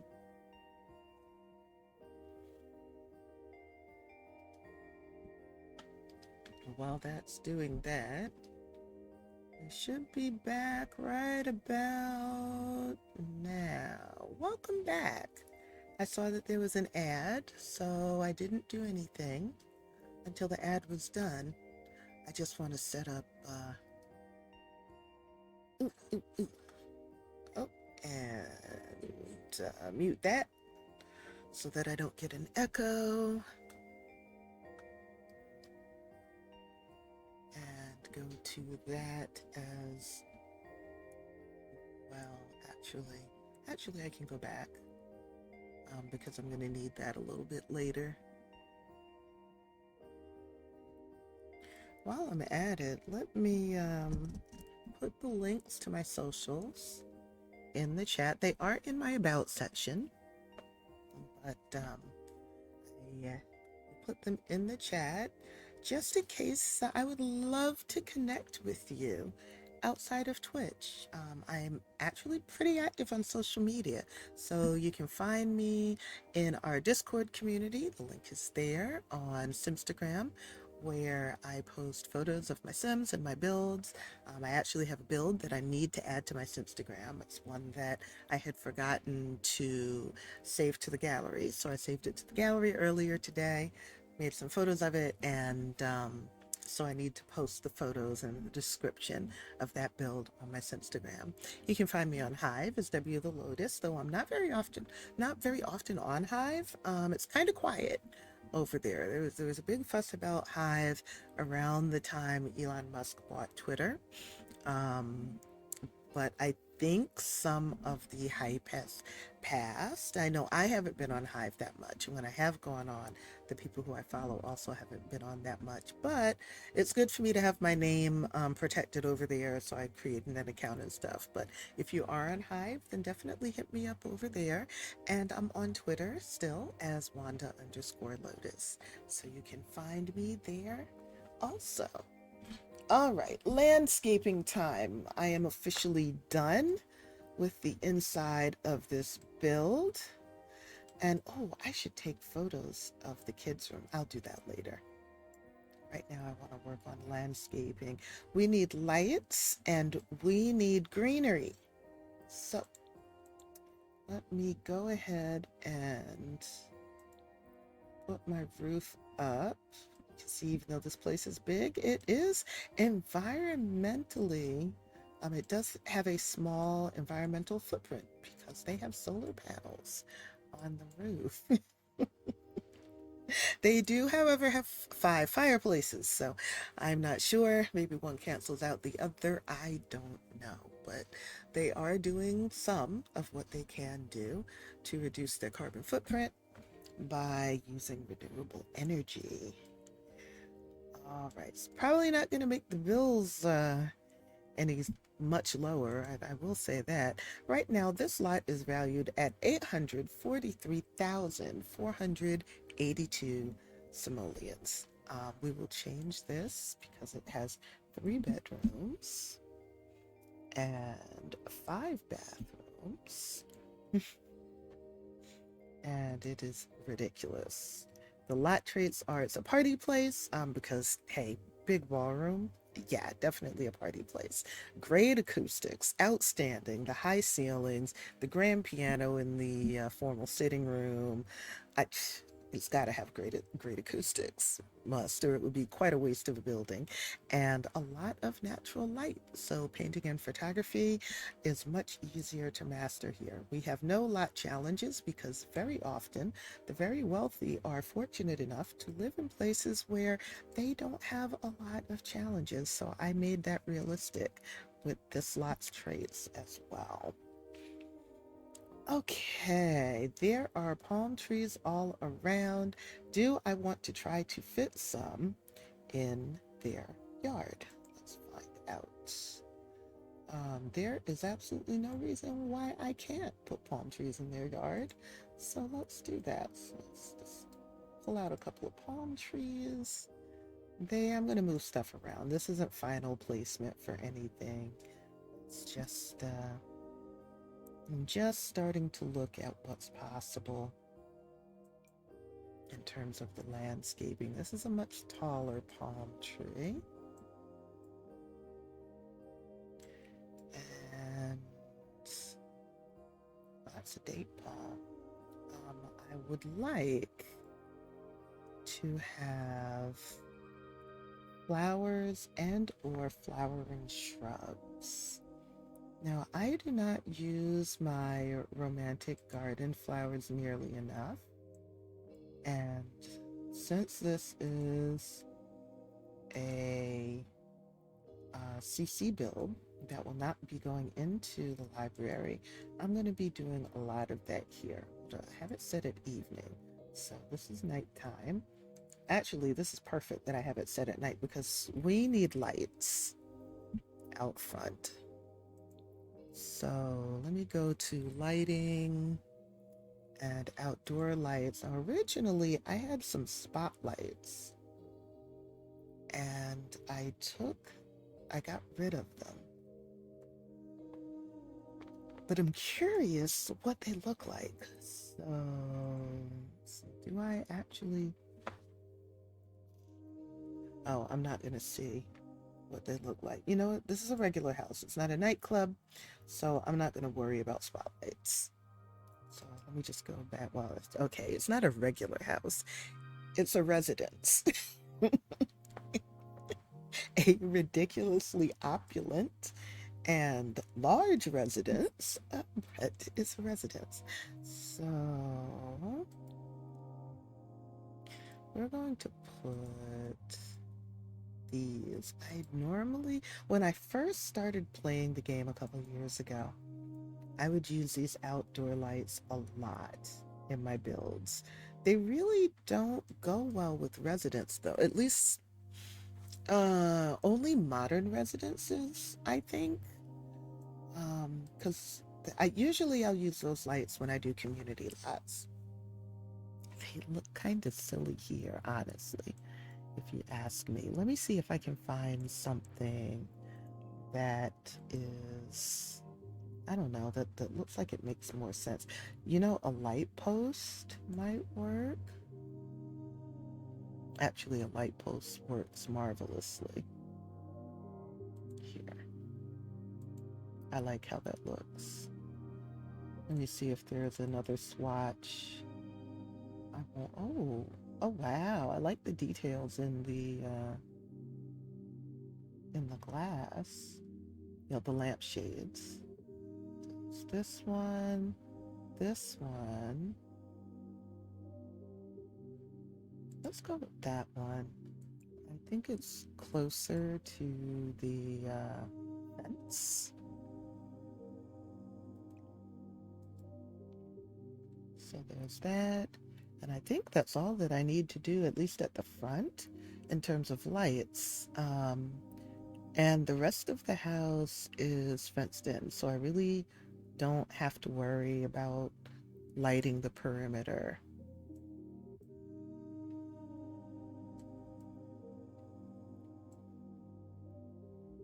And I'd like a light at the front door. Maybe 2 of them? Okay, yes. I like that. I like these wide front steps too. I like how I did that. I was watching someone else build a mansion and they have inspired me.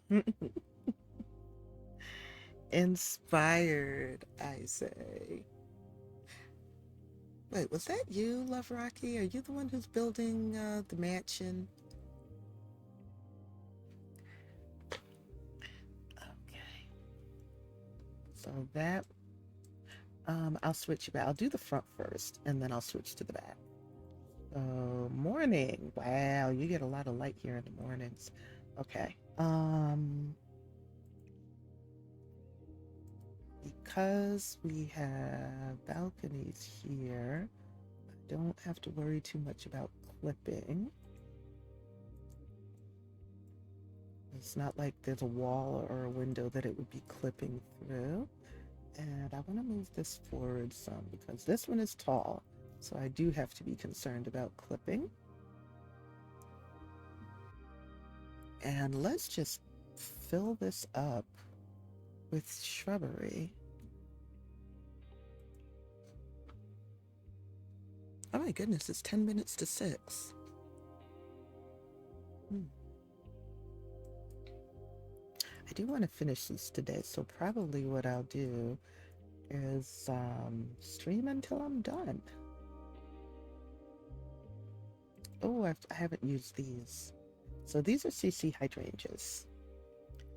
And I'm going to take full advantage of the fact that this is a CC glorify build. CC glorifying build. I will use my CC landscaping.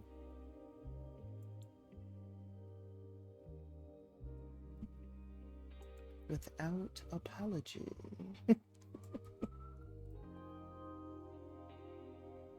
I think I said this earlier. Most of the building I do does go on the gallery.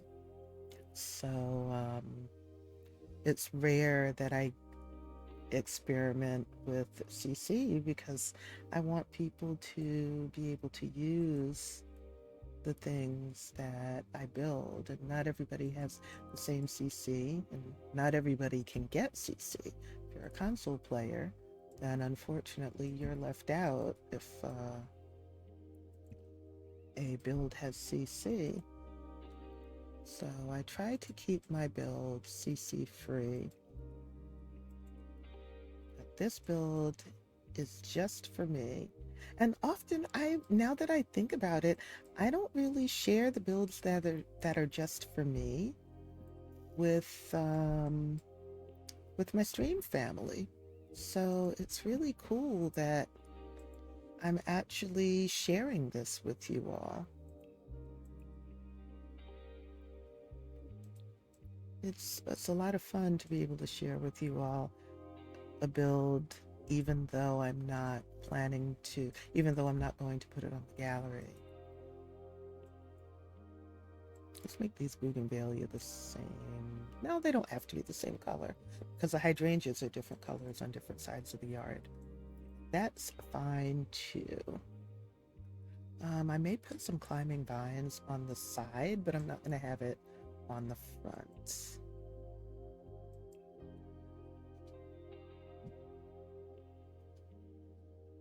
Um, um, um.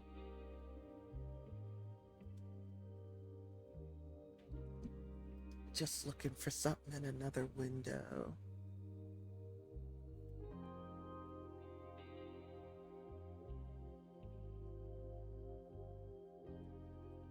Okay. Oh, wow. We're at the 2 hour mark. Okay. Time for me to take another stretch break. So I'm going to go do that. I'm going to run some ads to turn off the pre rolls, and I'll see you back here in a few minutes.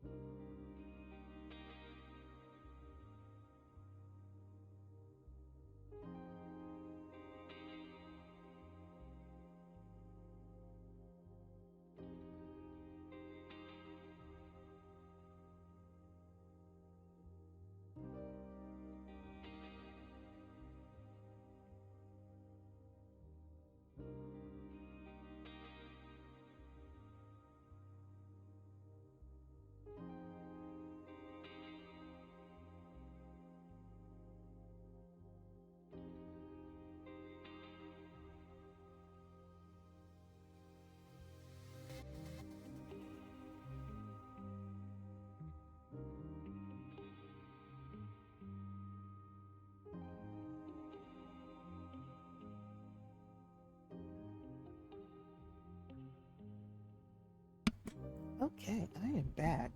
I bet you tonight is going to be one of those nights where I actually go to bed on time.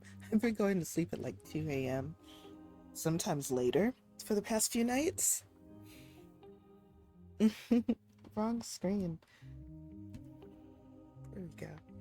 I'm not on camera today, so I don't have my camera hooked up. Let me see. There. That's better. Okay. So we can get back to decorating. Oh, why not put jalapa plants here? Why not? Oh, there's no extra swatches? Okay, that's fine. That is fine. I am learning.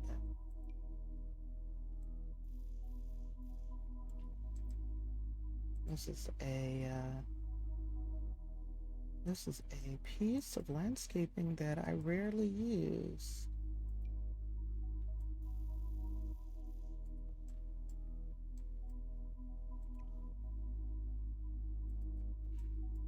That plant actually comes from the Jungle Adventure Pack.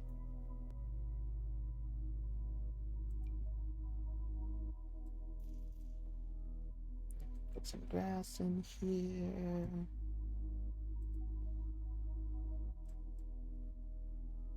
Some grass here as well. It's fun to go through and do things like the decorating a space or landscaping a space. I'm not someone who feels like I have a lot of creativity in that area.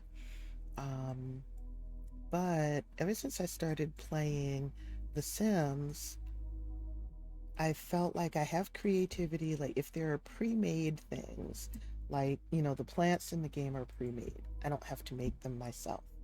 Um, so if I have pre-made options to choose from, it turns out that I do have a fair bit of creativity. Otherwise, my builds wouldn't look as nice as they do. So it's given me a confidence boost. I believe more in my own creativity than I did before. And I don't know why I didn't believe that I was very creative. Probably because I don't really draw. Like, I can do stick figures and stuff like that. If I really paid attention, um, if I really took my time, that is, then I can do detailed drawings. They don't look like a professional did them, but you would be able to tell what I was drawing.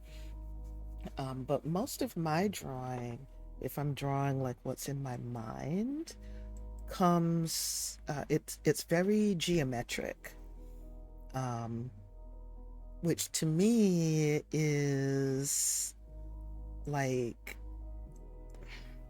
it's like a I don't want to say symptom because it's not a symptom of something. It's part of the way my engineering mind works. I'm a very analytical person.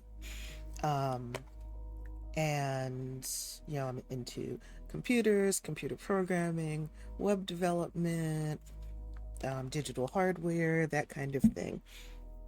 Very much the ones and zeros type person.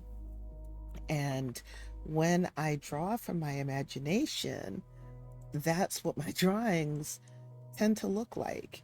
Things like perspective drawings, very geometric, very grid type, like it's being drawn on a grid and stuff like that. And that's fine. I've completely accepted that that's, for the most part, the extent of my imagination when it comes to drawing. Unless, like I said, I really sit down and take the time to draw a detailed drawing of something else.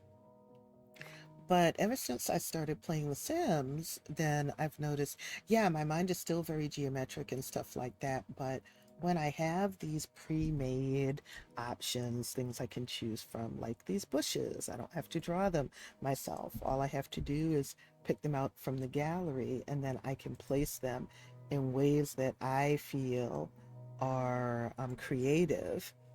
then I'm actually a pretty creative person. And I've enjoyed discovering that about myself. I've been surprised to find that there's always something to learn about ourselves. When I was a kid, I thought that by the time I got to this age, I would know all that there was to know about myself and what have you. And the reality is, human beings are constantly growing and evolving. Maybe not physically in terms of height. We stop growing after a certain amount of time, but in terms of our personalities and our abilities, even, we continue, well, hopefully, we continue growing for the rest of our lives. I think that's when we grow old. We grow old if we stop growing. Um, and I'm not saying that you have to constantly be changing yourself. There's nothing wrong with deciding, you know what, this aspect of myself I really, really like, or was saying, you know what, I'm not interested in developing in this particular aspect of my life. That's your prerogative. You can do that at any time with any aspect of your life that you'd like. That's the cool thing about being an adult. You get to choose what areas you grow in. As a kid, a lot of times we don't have that choice. We're told, you have to develop this skill, you have to grow in that area. As an adult, you get to choose that. So you don't have to like constantly be changing everything about yourself. But if you decide that there's something new you want to learn, there's some characteristic about yourself you want to change, you've discovered there's something problematic about your worldview, for example, and you say, you know what, this is not the kind of person that I want to be. I want to improve myself and be more open-minded and whatnot. You can do that. You can do that for your entire life. There's nothing saying that just because you get a certain age, you can't learn new ways of looking at the world. Thank goodness that's not the case, because no matter how open-minded we are, and no matter how much of the world we've seen so far, there's still so much out there that we haven't yet seen, and so much out there that we haven't yet learned. Granted, that can be hard, you know. I mean, who who likes to discover that something about themselves is, say, problematic and would probably be good for them to change? I know I don't like discovering that about myself. I don't like being called out on it, whether it's somebody else calling me out or whether I'm calling myself out. But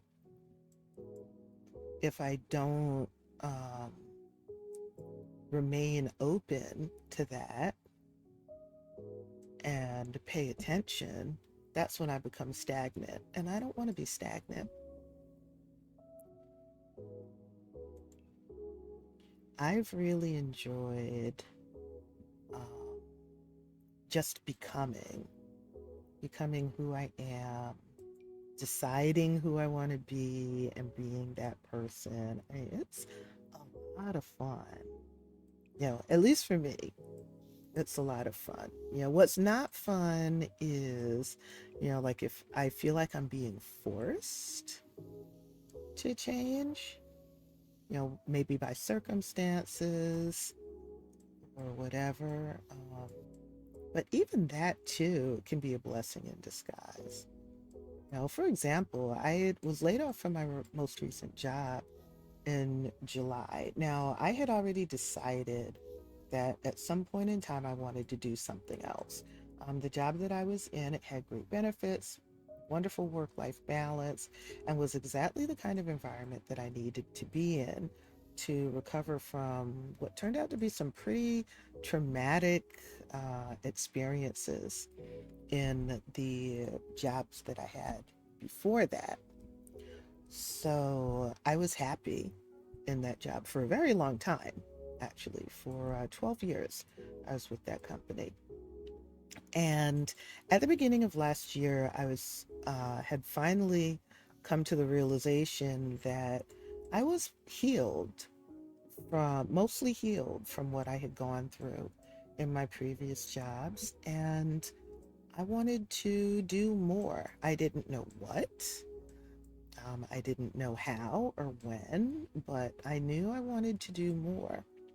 And in July, out of the blue, with absolutely no warning, my previous employer laid off what looked like probably of um, half of their employees. And I had to decide very, very fast what else I was going to do. It took me a little while. I think it took me like a month. Well, not even a month, I don't think. Maybe a couple of weeks to get over the shock of being laid off, because I wasn't expecting it. I was expecting to stay there until I had found something else and then leave on my own terms. But sometimes life doesn't work that way. So I found myself without a job.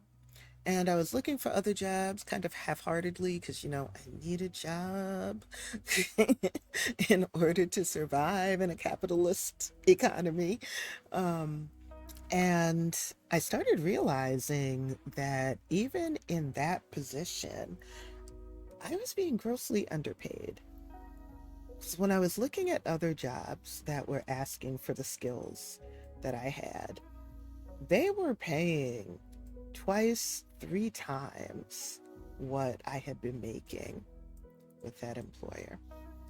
And it shocked me because I had always thought of that job as pretty much a dead end kind of thing. Um, and I wondered what I would do if that job ever went away. So, but I was still half heartedly sending out applications. And then finally, my partner suggested, why don't you see what kind of training programs the city might know of? You've always said you wanted to get back into tech. Maybe you can do that. And I looked into tech programs, and actually that's how I found coding boot camps. And I had a friend who she did a coding boot camp, I think it was 2 years ago. And so she's currently working in software development. So she did a coding boot camp, and I said, you know what? This would be the perfect time for me to do the same kind of thing because I have the time now. The coding boot camp, most of them are full-time commitments. So you can't really work and do them. You have to be not working. And I said, this is a perfect time for me to do that because I'm not working. I don't have to try to fit it around an employer's schedule or whatever. So I ended up going to the coding boot camp that I just graduated from a couple of Fridays ago.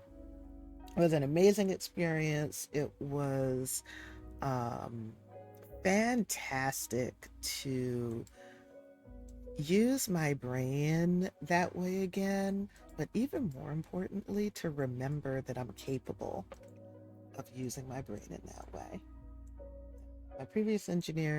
My most recent engineering job, I had a manager who actually said to me, I don't think you want to be an engineer anymore. He was criticizing my work. And I was trying to make things work with that employer, trying very hard. And this particular manager, no matter what I did, it just wasn't good enough. And when you go through a situation like that, at least for me, it can be very easy to think, you know what? Maybe they're right. Maybe I don't have what it takes to make it in this field. And I would often feel ashamed that I wasn't able to make it work with that employer. They ended up letting go of me because they claimed that I wasn't working according to um, their standards. Like my job performance was not what it should have been. Of course, they didn't talk about the fact that they set me up to fail, even when I was trying to make things work. But that's of course they're not going to admit that because then they set themselves up for a lawsuit for wrongful termination. But anyway, it's easy to take that kind of thing to heart, and for a while I did. I don't like that side bush. For a while I did, and going through this coding boot camp reminded me I'm good at this shit. I'm good at technical stuff, and it doesn't matter if certain people don't want to believe in me. I'm still good at this stuff. Their lack of belief does not dictate what I can and cannot do. And the other awesome thing about the coding boot camp was my classmates in the boot camp were incredible. And I told them at graduation, I said, I've been in technical learning environments before, and I've worked in professional engineering environments before. And they were the most inclusive and kind and genuine engineers I had ever had the pleasure of working and learning with. That gave me a lot of hope. It really did. It gave me a lot of hope for the industry at large, that there are engineering places that I can go to where I'll be respected for who I am and be respected for my skill set. They're all not like my previous employer, my previous engineering employer. My most recent job, the management team there was amazing.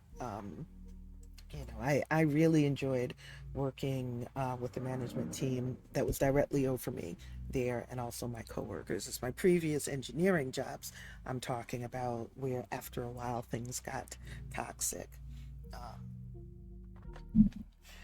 But I'm very glad I had the chance to do that coding boot camp. And I said all of that to say this: you're never too old, and it's never too late. If you want to learn something new, then go ahead and do it. It's that's what I learned. That's what I learned. You can always uh, learn something new, no matter what your age is. Sometimes society likes to have this false narrative that, after a certain age, then there are certain things that you can't learn or that you can't do. And that doesn't have to be true. And going through that coding boot camp reminded me of that. So now I'm doing the job search thing. So fingers crossed that within the next 3 months, I mean, they say it can take, usually for graduates of their program, they say it can take up to like 6 months for them to find work. Um, I would be happy if that happened for me in the next 3 months, but life does what it wants to do. So I'm doing my job search, keeping in mind that it could take me a while. So I'm pacing myself and being mindful of my moods and doing what I can to keep myself in a positive frame of mind so that I can go through this job search and hang in there for however long it takes for me to find something that will work for me. So, yeah, we learn and grow as human beings as long as we want to learn and grow. As long as you want to grow, As long as you want to learn, you'll be able to. Don't let people tell you that, oh, you can't learn this thing because you're a certain age. Certainly don't tell yourself that, because then that becomes a self-fulfilling prophecy. If you say that you can't do it, then you can't. Not because you don't have the ability, but because you've convinced yourself you can't.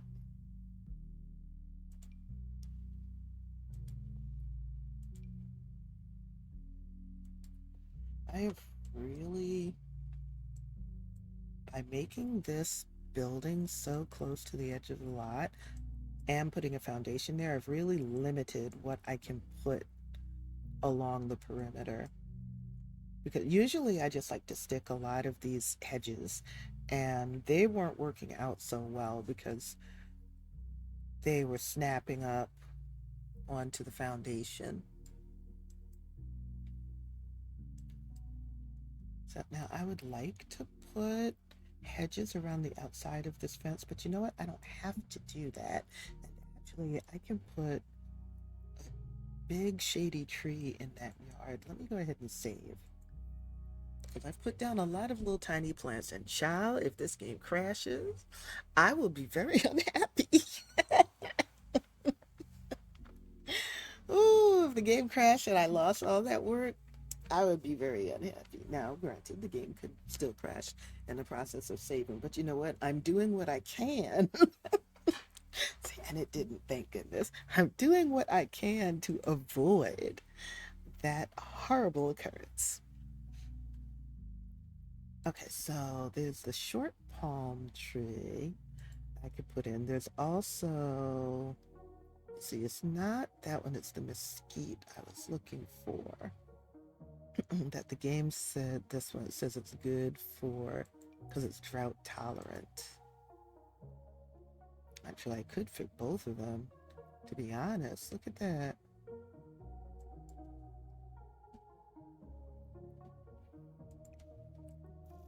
How about I'll stick the mesquite tree there, and the palm tree here. Well, this is a small backyard, very small, very small. I wasn't expecting that. But this isn't a very big lot. Let's see what size this lot is. This is a 40 by 30 lot. Okay, it's a large size lot, but it's a ginormous building. So I didn't leave myself much yard space, which is fine. But I like how I filled up these front flower beds. Oh, I've got to put greenery on the other side of the house as well. Okay. I forgot about that. Let me work on the backyard for a little bit just to give myself a break, and I'll get rid of the grid because I don't need to place any of this on the grid.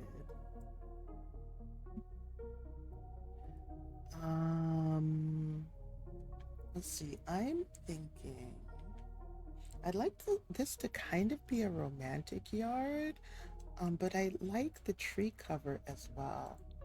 And I've got this here with the benches. You can come inside. I guess that'll be the romantic part. But I think I want to fill this section here with bushes and stuff. Oh, look, the window's clipping. Interesting. I'm going to leave it just the way it is. So let's find some shrubs to put in this section.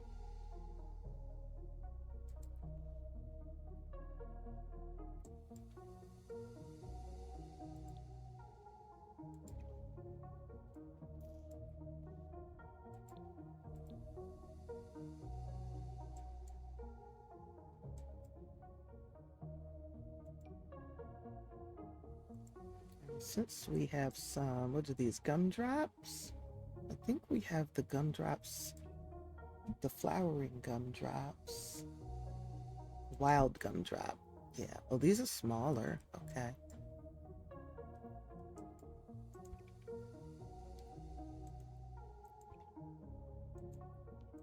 Put potted ones there, right next to the steps, and a couple of these.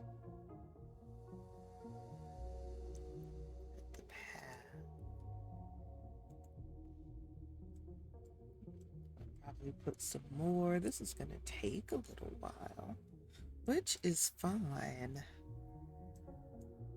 Let me see if I can put some hedges up.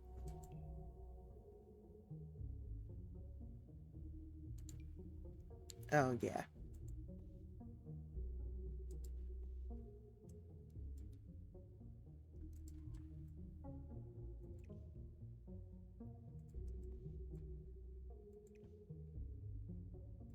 Hedges cover a multitude of sins. Well, not sins in this case, but empty spaces.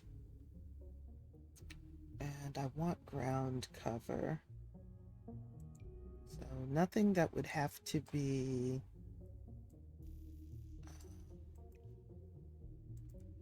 nothing that would have to be maintained, because I think it would be impossible to get back here, to be perfectly honest.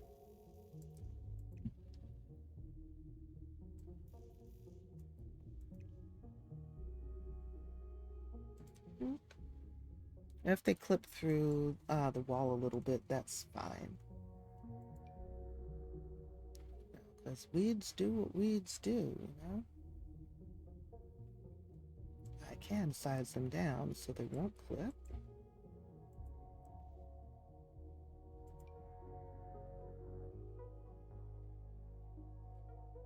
Like so.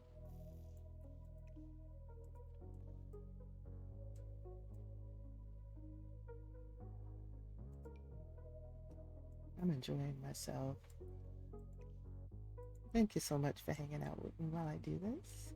I hope you're enjoying yourselves too. Hope this is a nice, relaxing environment. Okay, now what am I going to fill this space with?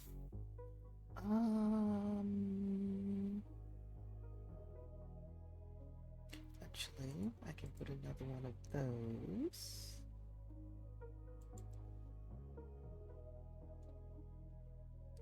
And I hardly ever use the pink azaleas. How about we put them? Put some there, some here. And here. I can move that out. What happened? Oh, okay. I like that. And then we'll put some more these down there for ground cover. Oh, I have some hostas. And I've heard that hostas are good ground cover. Let's see, that's not it. This is it. It came in the cats and dogs pack.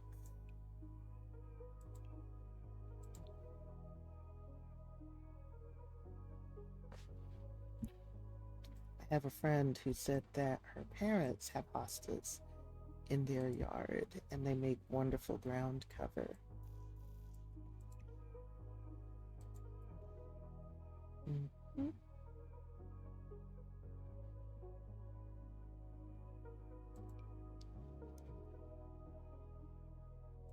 This also gives me ideas for when my partner and I buy our house, or things that I can do when we're landscaping our own yard.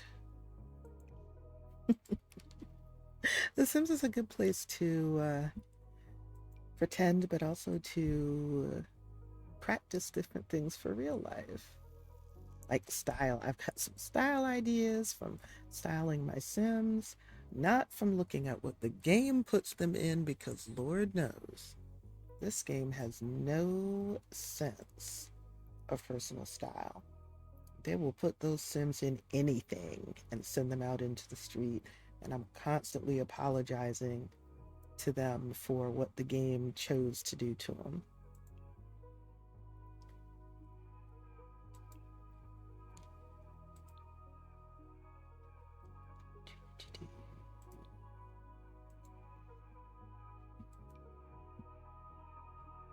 Does this look completely realistic? I don't know. I don't care. Why I don't care? Because it's just a game. Doesn't have to look completely realistic.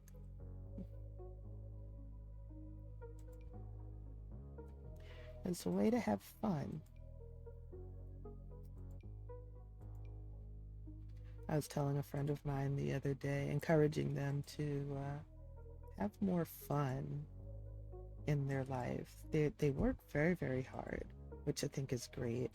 Um, but unfortunately, they haven't figured out yet how to balance hard work and fun. And I believe they can. You know, we all have to rebalance our lives from time to time. So I was just encouraging them to find ways to have fun, because we were not meant to grind 24/7. It's not healthy.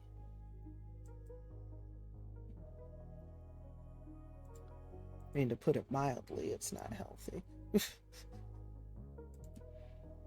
I mean, to be just flat out frank about it, is toxic, and that's how we end up with all kinds of illnesses.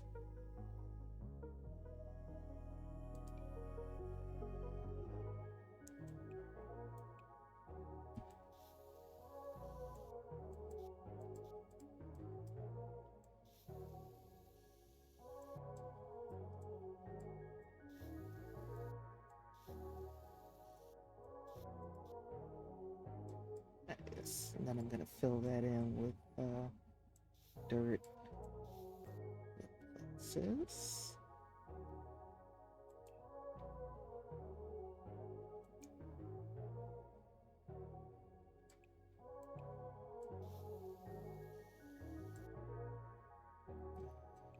A little bit wider.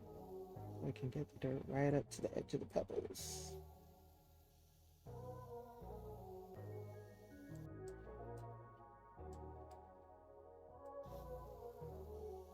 It's good for us to not just remember that we're human, but celebrate being human.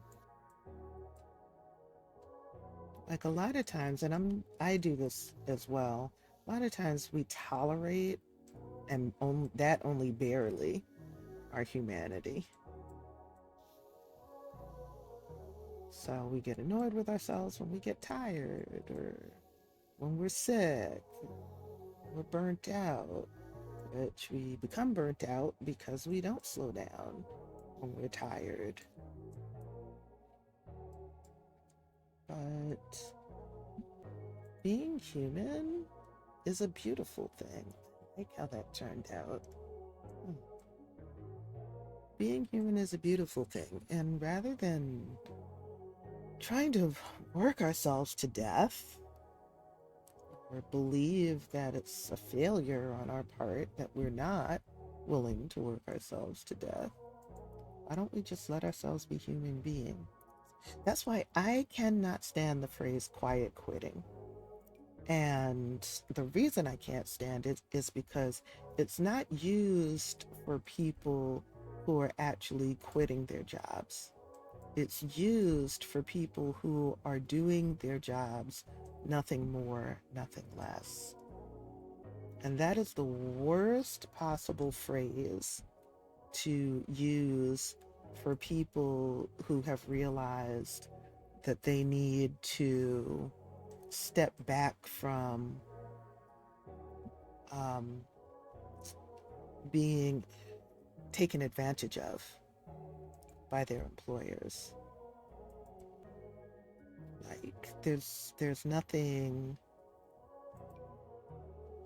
They're not quitting their jobs. They're saying, I have a life outside of work. And we're supposed to have lives outside of work. Now, if employers want more done, then they need to give more to their employees, including help, like hiring more employees. If you expect your employees to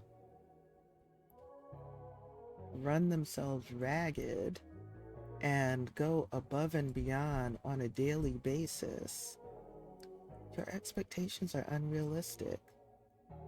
Good employees will go above and beyond as the situation calls for it. The situation does not always call for it. And if it does seem to always call for it, you need to reevaluate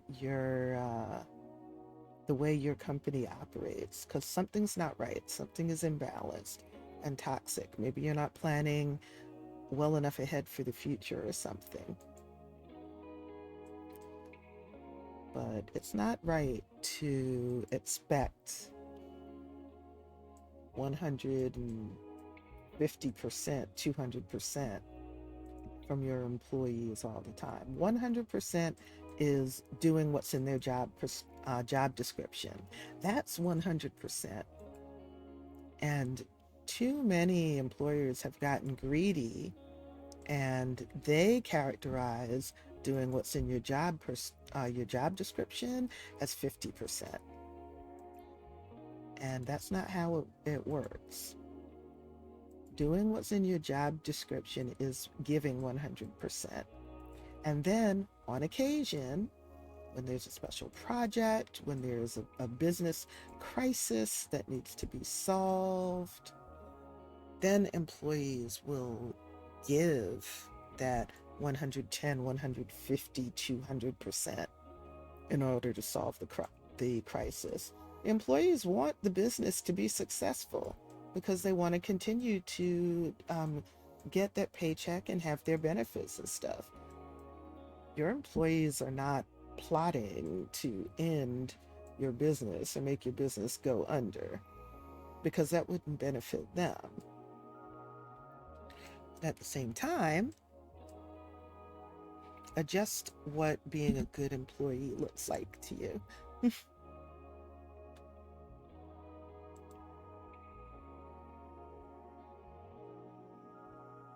And we need to do that as well. We need to adjust what being a good employee looks like to us. We should not expect ourselves to be giving 110% all the time. And especially as people of color, because we've been told that we have to do twice as much to get half of what white people get. And in a lot of cases, that's true. So, what I would say is, if that's the case in the job that you're in, it is time for you to see if you can develop an exit plan so you can get the hell out of Dodge, because you're being taken advantage of. One of the things that I'm doing now that I'm starting the job search and I actually have the resources to not freak out um, and take just anything right now, is I'm being particular about which companies I apply to. So when they ask self-disclosure about your ethnicity or about your gender, then I put those things down on the applications, because honestly, I don't want to work for an employer where those things are a problem for them, where I'm going to be treated less than because of my ethnicity or my gender. So I want to weed those employers out. And I do that by answering those questions voluntarily on the various applications. So we'll see how that works out for me. And like I said, right now I'm in a position where I don't have to take just anything. And I recognize that that's a position of privilege. So I'm not saying that if you're in a position where finances are extremely tight and you have to get a job, any job, in order to survive, that you should be choosy like that. That is not what I'm saying. Get a job, whatever job you have to get in order to survive. And then while you're there, then look at other jobs and be real picky about what jobs you apply to. Amethyst Lynn, hi. Oh, thank you so much for the lurk. And thank you for saying hello. I hope you're having a good day. Here in New York City, it is 6:35 p.m. Wow. I did not intend to be streaming this long, but here we are. How's your day going? I'm just putting the finishing touches on this mansion that I've been building for a few days now. I finished the inside and now I am working on the landscaping on the outside. So I finished the front yard. This is the backyard.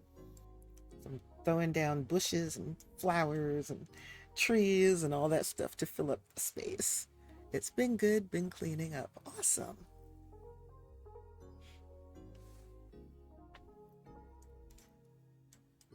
Awesome. Yeah, I did some cleaning up yesterday, was it? It was either yesterday or the day before. Did some cleaning up. It's always good to get that done. Makes your house feel like more like home, you know?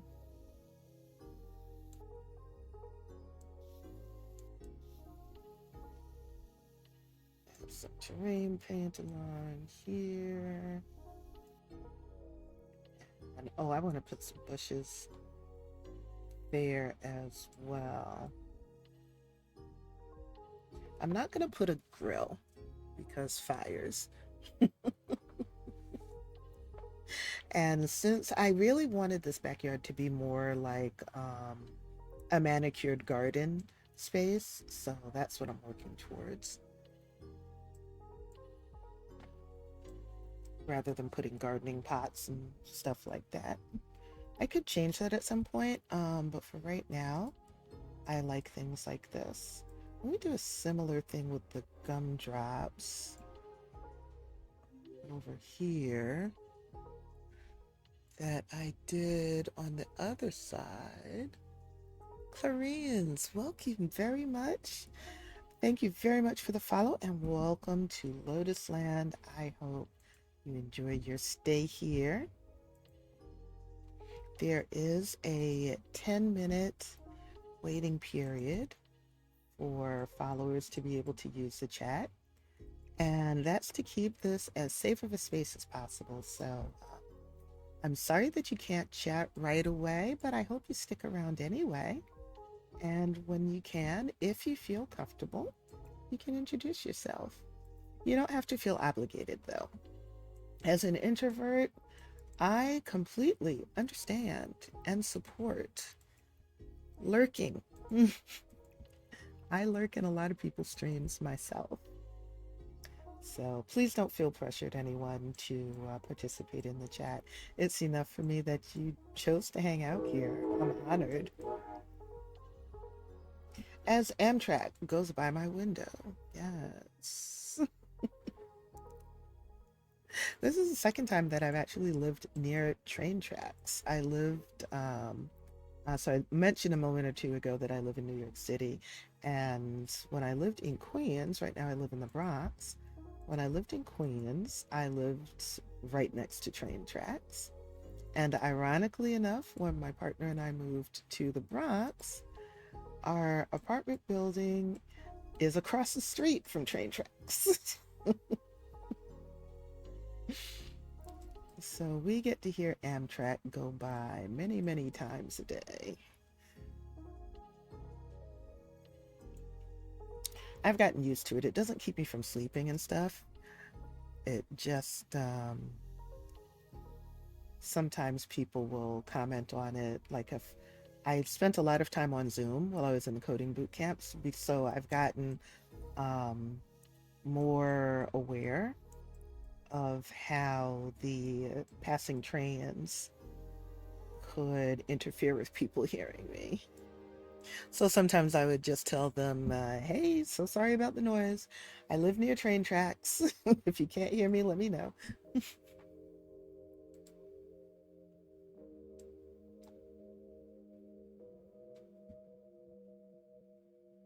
Oh, there is an ad playing. I'm just going to hang out for a second.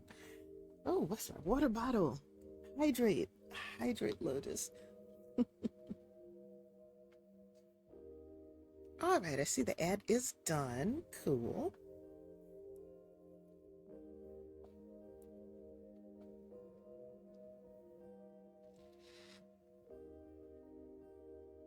Just hydrating. We're coming up on the 3-hour mark. And tonight is my night to cook. So when we get to the 3 hour mark, I'm going to call the stream there and go cook so that my partner will not starve to death. He won't starve to death. He won't starve to death. I'll go cook because, when you come in and it's not your night to cook and you're dependent on your partner to cook, it's not nice to come in and you're hungry and not be able to eat for a while. So, usually when he comes in, he plays a saxophone for a little while anyway. We are a musical household. Some of you may have heard him in the past practicing while I stream. He plays the tenor saxophone, and I play the violin and steel pan.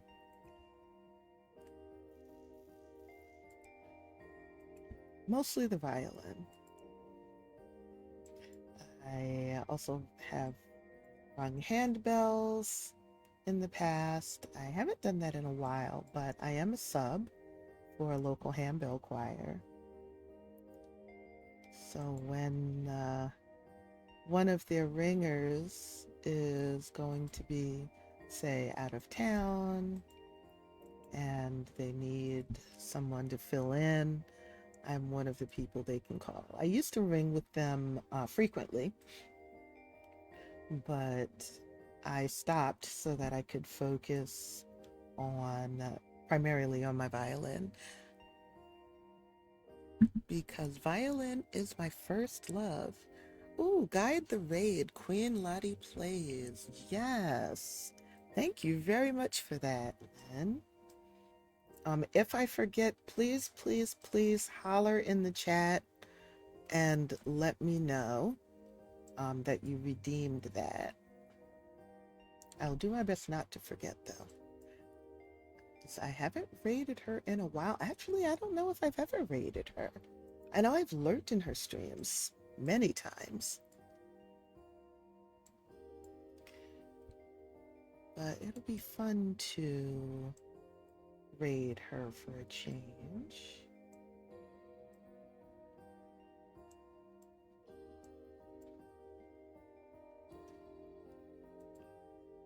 I think I will make let's do pebbles.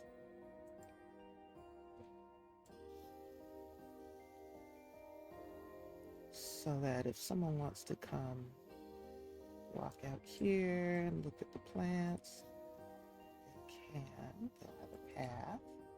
But I don't have to fill the whole place with pebbles. I do want to leave some grass. This I'll finish filling up with pebbles around this tree. And then this can stay grassy.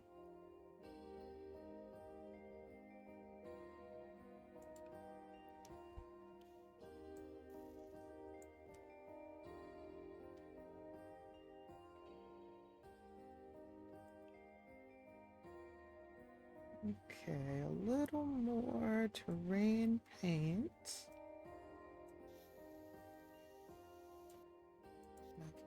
Probably, let me put some undergrowth. I haven't used these little squares and stuff in a while. Millennium.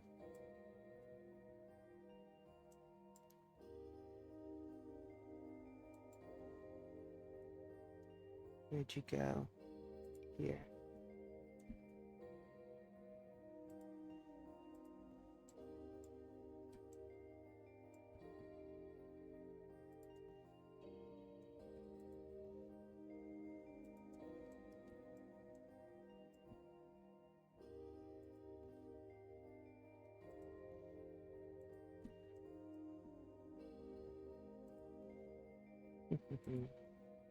It's these little details that it takes a lot of patience and a lot of time to add these details, but I like the end result, so it's always worth it. when I give myself the time to do it.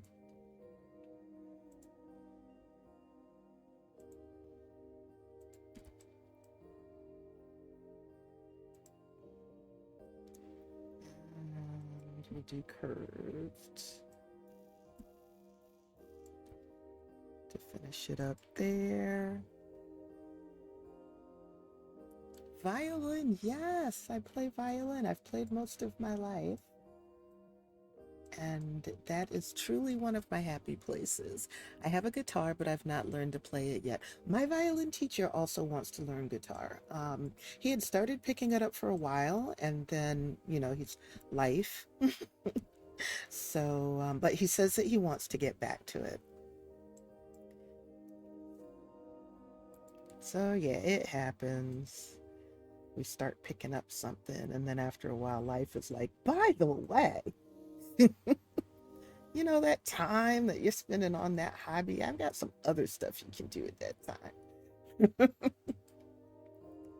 I could watch you build forever. Aw, that's so sweet. Thank you. Oh, I like how that looks. I like how that turned out. I like how that turned out. I think I am done with the backyard.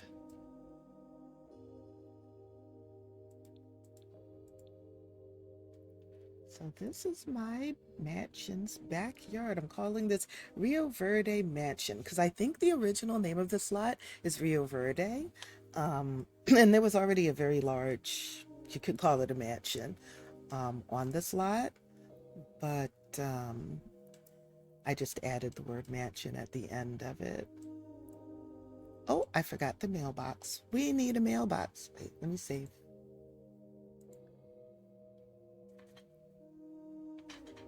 Ooh, child, 2 hours and 54 and a half minutes. Yeah, it's time to call it a stream. But I'm going to give you a tour first after I place the mailbox because I do intend to play in this.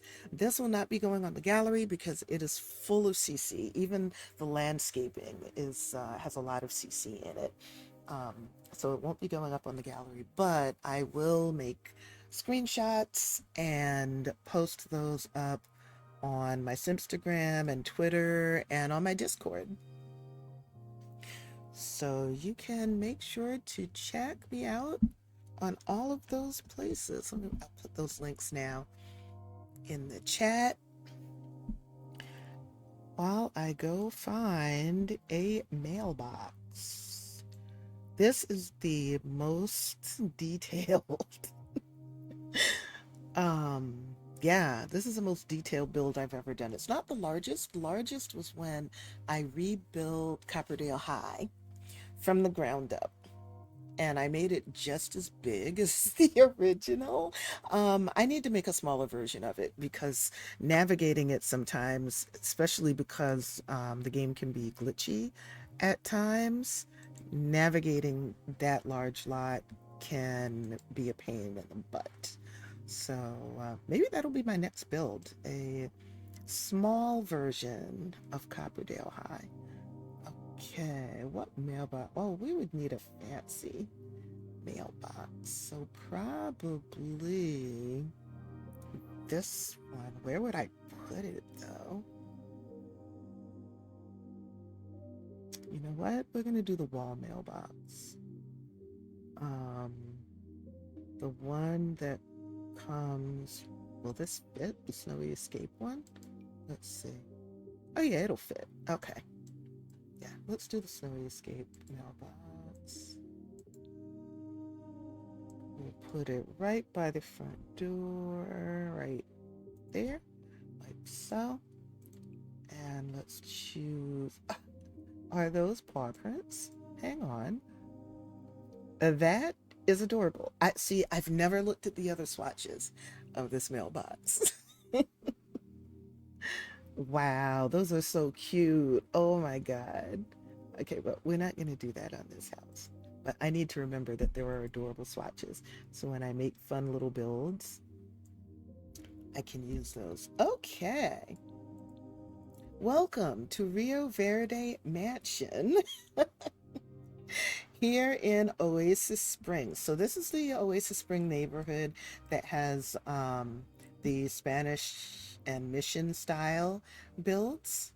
Um, this is one of the larger lots in Oasis Springs. I think this lot is larger. Thank you. Thank you very much. This is a 40 by 30 lot, I believe. Yeah, 40 by 30. The value of the lot, well, let me see if it updates. I'm going to save this to my library. The value of the lot is 842,309 simoleons. I don't think I have ever built a lot that's that expensive. There are 3 bedrooms and 5 bathrooms. I'm going to save this here, and then I'll take you on a tour before we raid out to Queen Lottie Plays. Wow, indeed. I am impressed by it even because this build was a lot. Hello game. I need you to just save that to my library and reload me. Thank you so much. Okay. You know how this game is sometimes. So this is the front of the mansion. I believe all of the windows and all of the wallpapers are CC, which is why this is not going on the gallery. This is CC, this decoration here.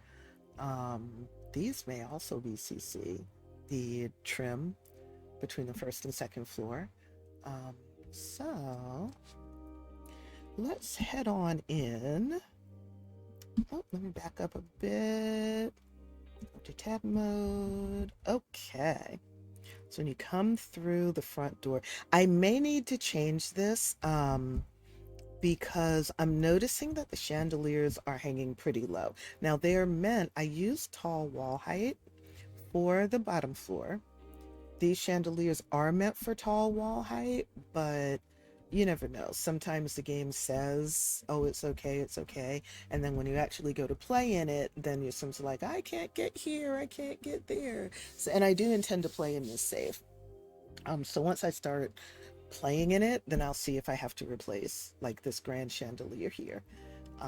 So this is the main entranceway. You come in, and directly to your right is the grand ballroom. Got a dance floor here. You have couches where you can rest your feet. There's a bar there in the corner. Nice fancy DJ booth. Some lighting to go with the DJ booth and the dance floor. This dance floor is actually from my wedding stories. That's why it has the decorations on it. There's also a door leading to the back porch. You know, sometimes you need to get some air. I love that rug. Thank you. Yeah, I do too. So you can come right out onto the back patio and get some air. They've got a flower arranging table and an easel. This is a residence, it's not a club. So there's stuff for the residents, like the flower arranging table and the easel. Have a nice little lounge here. You can sit here and enjoy evenings out on the patio. And here is the garden area. Oh, I didn't add lights. I'm going to have to do that. So here's the back garden. And a nice little, what do they call these? Gondolas? Is that what they call them?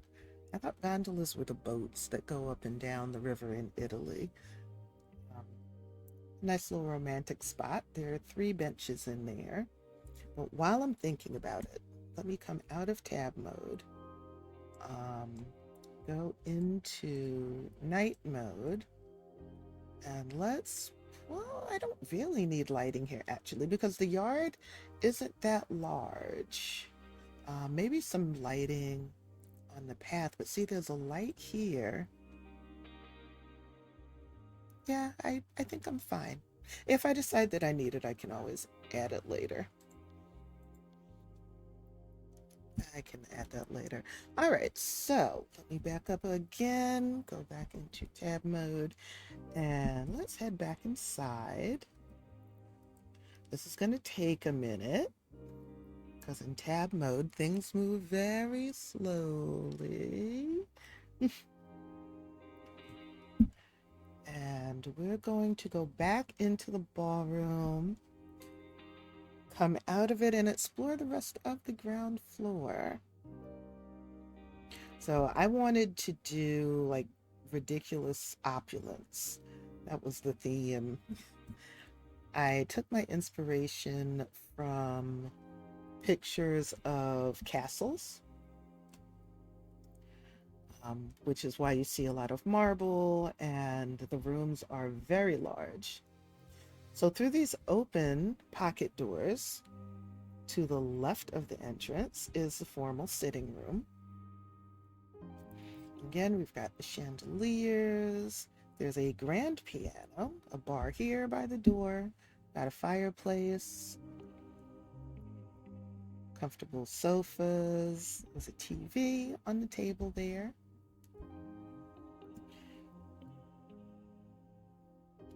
Well, that was certainly a glitch. Now you have a mirror, some Kwanzaa decor, of course. And directly behind, there's a mirror here. I like the mirrors that I use. They're in the ballroom as well. So there's one here. There's one on the outside, on the other side of the staircase. And then on the far wall of the ballroom, then there's also a couple of mirrors. When you come out of the main sitting room, directly behind it on your left is the formal dining room. Nice and big. You can have lots of guests. This table is CC. I don't think the chairs are, but the table is. So this is for very large dinner parties. And again, I took my inspiration from um, pictures of castles. And I noticed that they would have these large rooms, but they wouldn't be full to the brim with stuff. There would still be a lot of empty space. Through the double pocket doors in the back, you enter this humongous kitchen. There's a table here. You don't have to eat in the dining room. You can eat in the kitchen. Double ovens, double sink on the island, double fridge, both upper and lower cabinets. And through this very unassuming door here is the butler's quarters. So they have a nice, large, private, comfortable room. They have a desk and computer, double bed, an ottoman, vanity, plenty of space for their clothes. See their bags here in front of the mirror because surely when they're, if they have a few days off at a time, they go to their own home or they go to see family.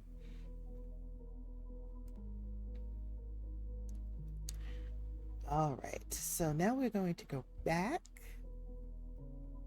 into the main entryway. And on the other side of this grand staircase are two full baths. And they're pretty much mirror images of each other. So here's the one.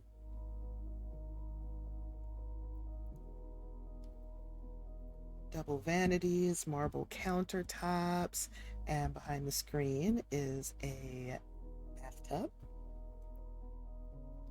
And you have the screen there for privacy.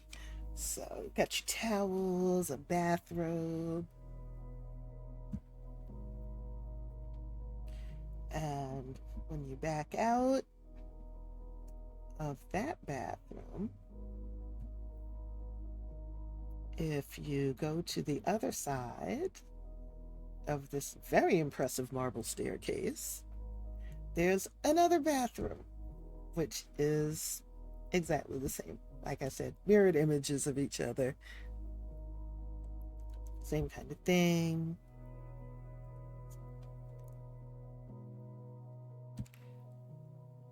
Your double vanities. The color scheme is just a little bit different, even though the tiles are the same. So there's that. You know, I've never figured out how people get it to look like they're walking upstairs. I've not been able to. Maybe if I do like this, use the E button. Yeah, that's it. So you walk up the staircase to the second floor, and you come out on this big landing. And again, lots of empty space because I don't know, they had all of these large rooms, but they didn't fill it with stuff. It was like space for the sake of space. This is such a good build. Thank you. So, you know, we have artwork on the walls. We have some greenery, some potted plants, but we don't have a lot of clutter here. It's, you know, fairly empty. I guess very wealthy people just like to show that they had space. These double doors will take you to the library. So here in the library, I actually changed this around. I had posted some photos on Twitter and I've changed the library. I used to have 4 desks in the middle here, but I remembered this isn't a public library. This is a residence. So there are only 2 desks left in the middle, one with a computer, one without. They have the archival research machine, a love seat by the window, and they have a fireplace with another love seat in front of it. Floor to ceiling bookcases. I would definitely be here all the time. Through these pocket doors is a smaller bathroom, smaller being relative. You have a marble toilet, marble countertop on the vanity, a large mirror here. This way you don't have to go downstairs to go to the bathroom because the other 2 bathrooms on this floor are en suites to the bedrooms. Through this door is a study. So you have a floor to ceiling bookcase. You've got your big, impressive lawyer looking desk and your computer in the middle of the room. Another fireplace. Here's where your chess table is. You got a bar in the back corner. And you can sit in front of the fireplace, have some drinks. Very stately yet cozy space. So when you come out of there and you come out of the double doors, across the landing you'll see 2 sets of double doors, one on the left of the staircase, one on the right. These are the bedroom suites. Each one is a large bedroom with its own ensuite bathroom. So this is the adult's bedroom. If this was my bedroom, the rest of the world would never see me, I'm telling you, because I'm a homebody anyway. I like being where all of my stuff is. So there's also a fireplace in here. Have a love seat and a rocking chair and an ottoman. Here's an office type area. So you have your desk, your computer, bookcase. Here's your wardrobe with a mirror. Got your shoes on the floor and stuff. The screens separate this into 2 spaces. You have another vanity here, very elaborate, marble top. That's also CC. Then behind the screen is the actual sleeping area.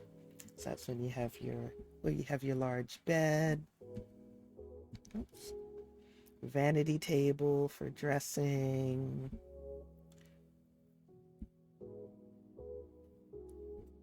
Yeah, that's better. It's like you can see the rest of the room. The screen is see-through, but it does give some privacy.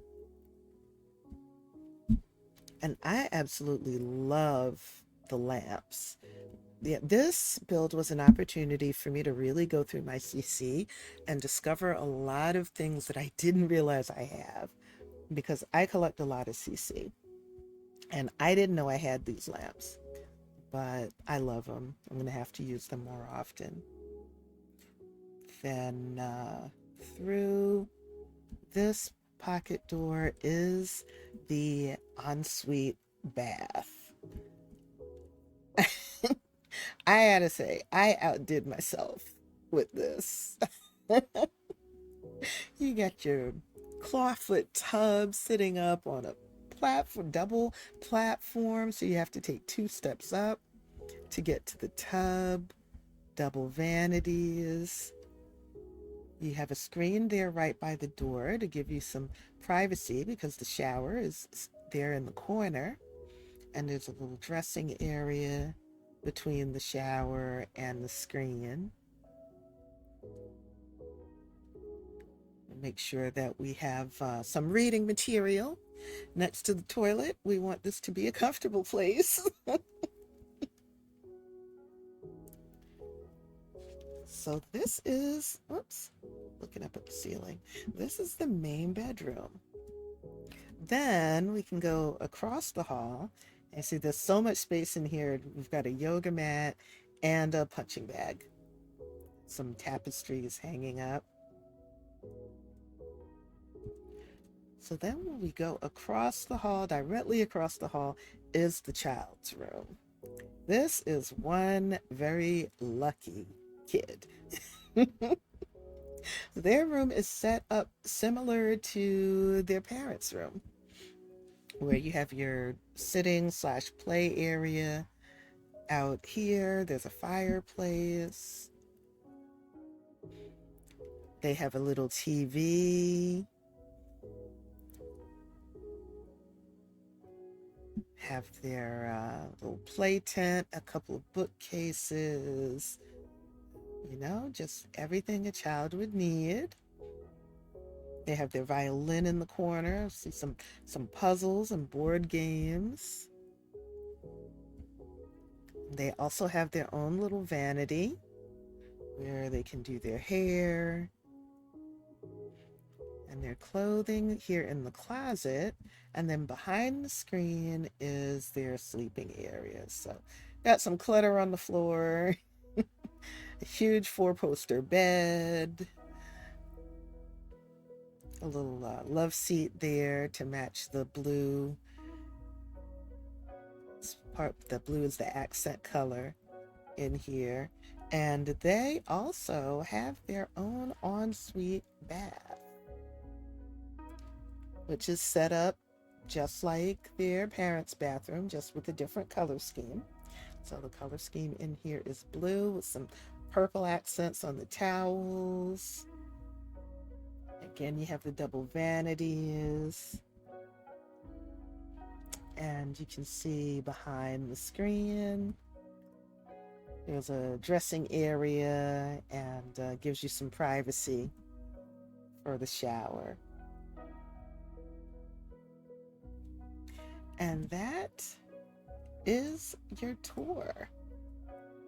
I had a lot of fun doing this build. I can hardly believe I'm done. So the next thing that I'm going to do is make some Sims and play in it for a bit.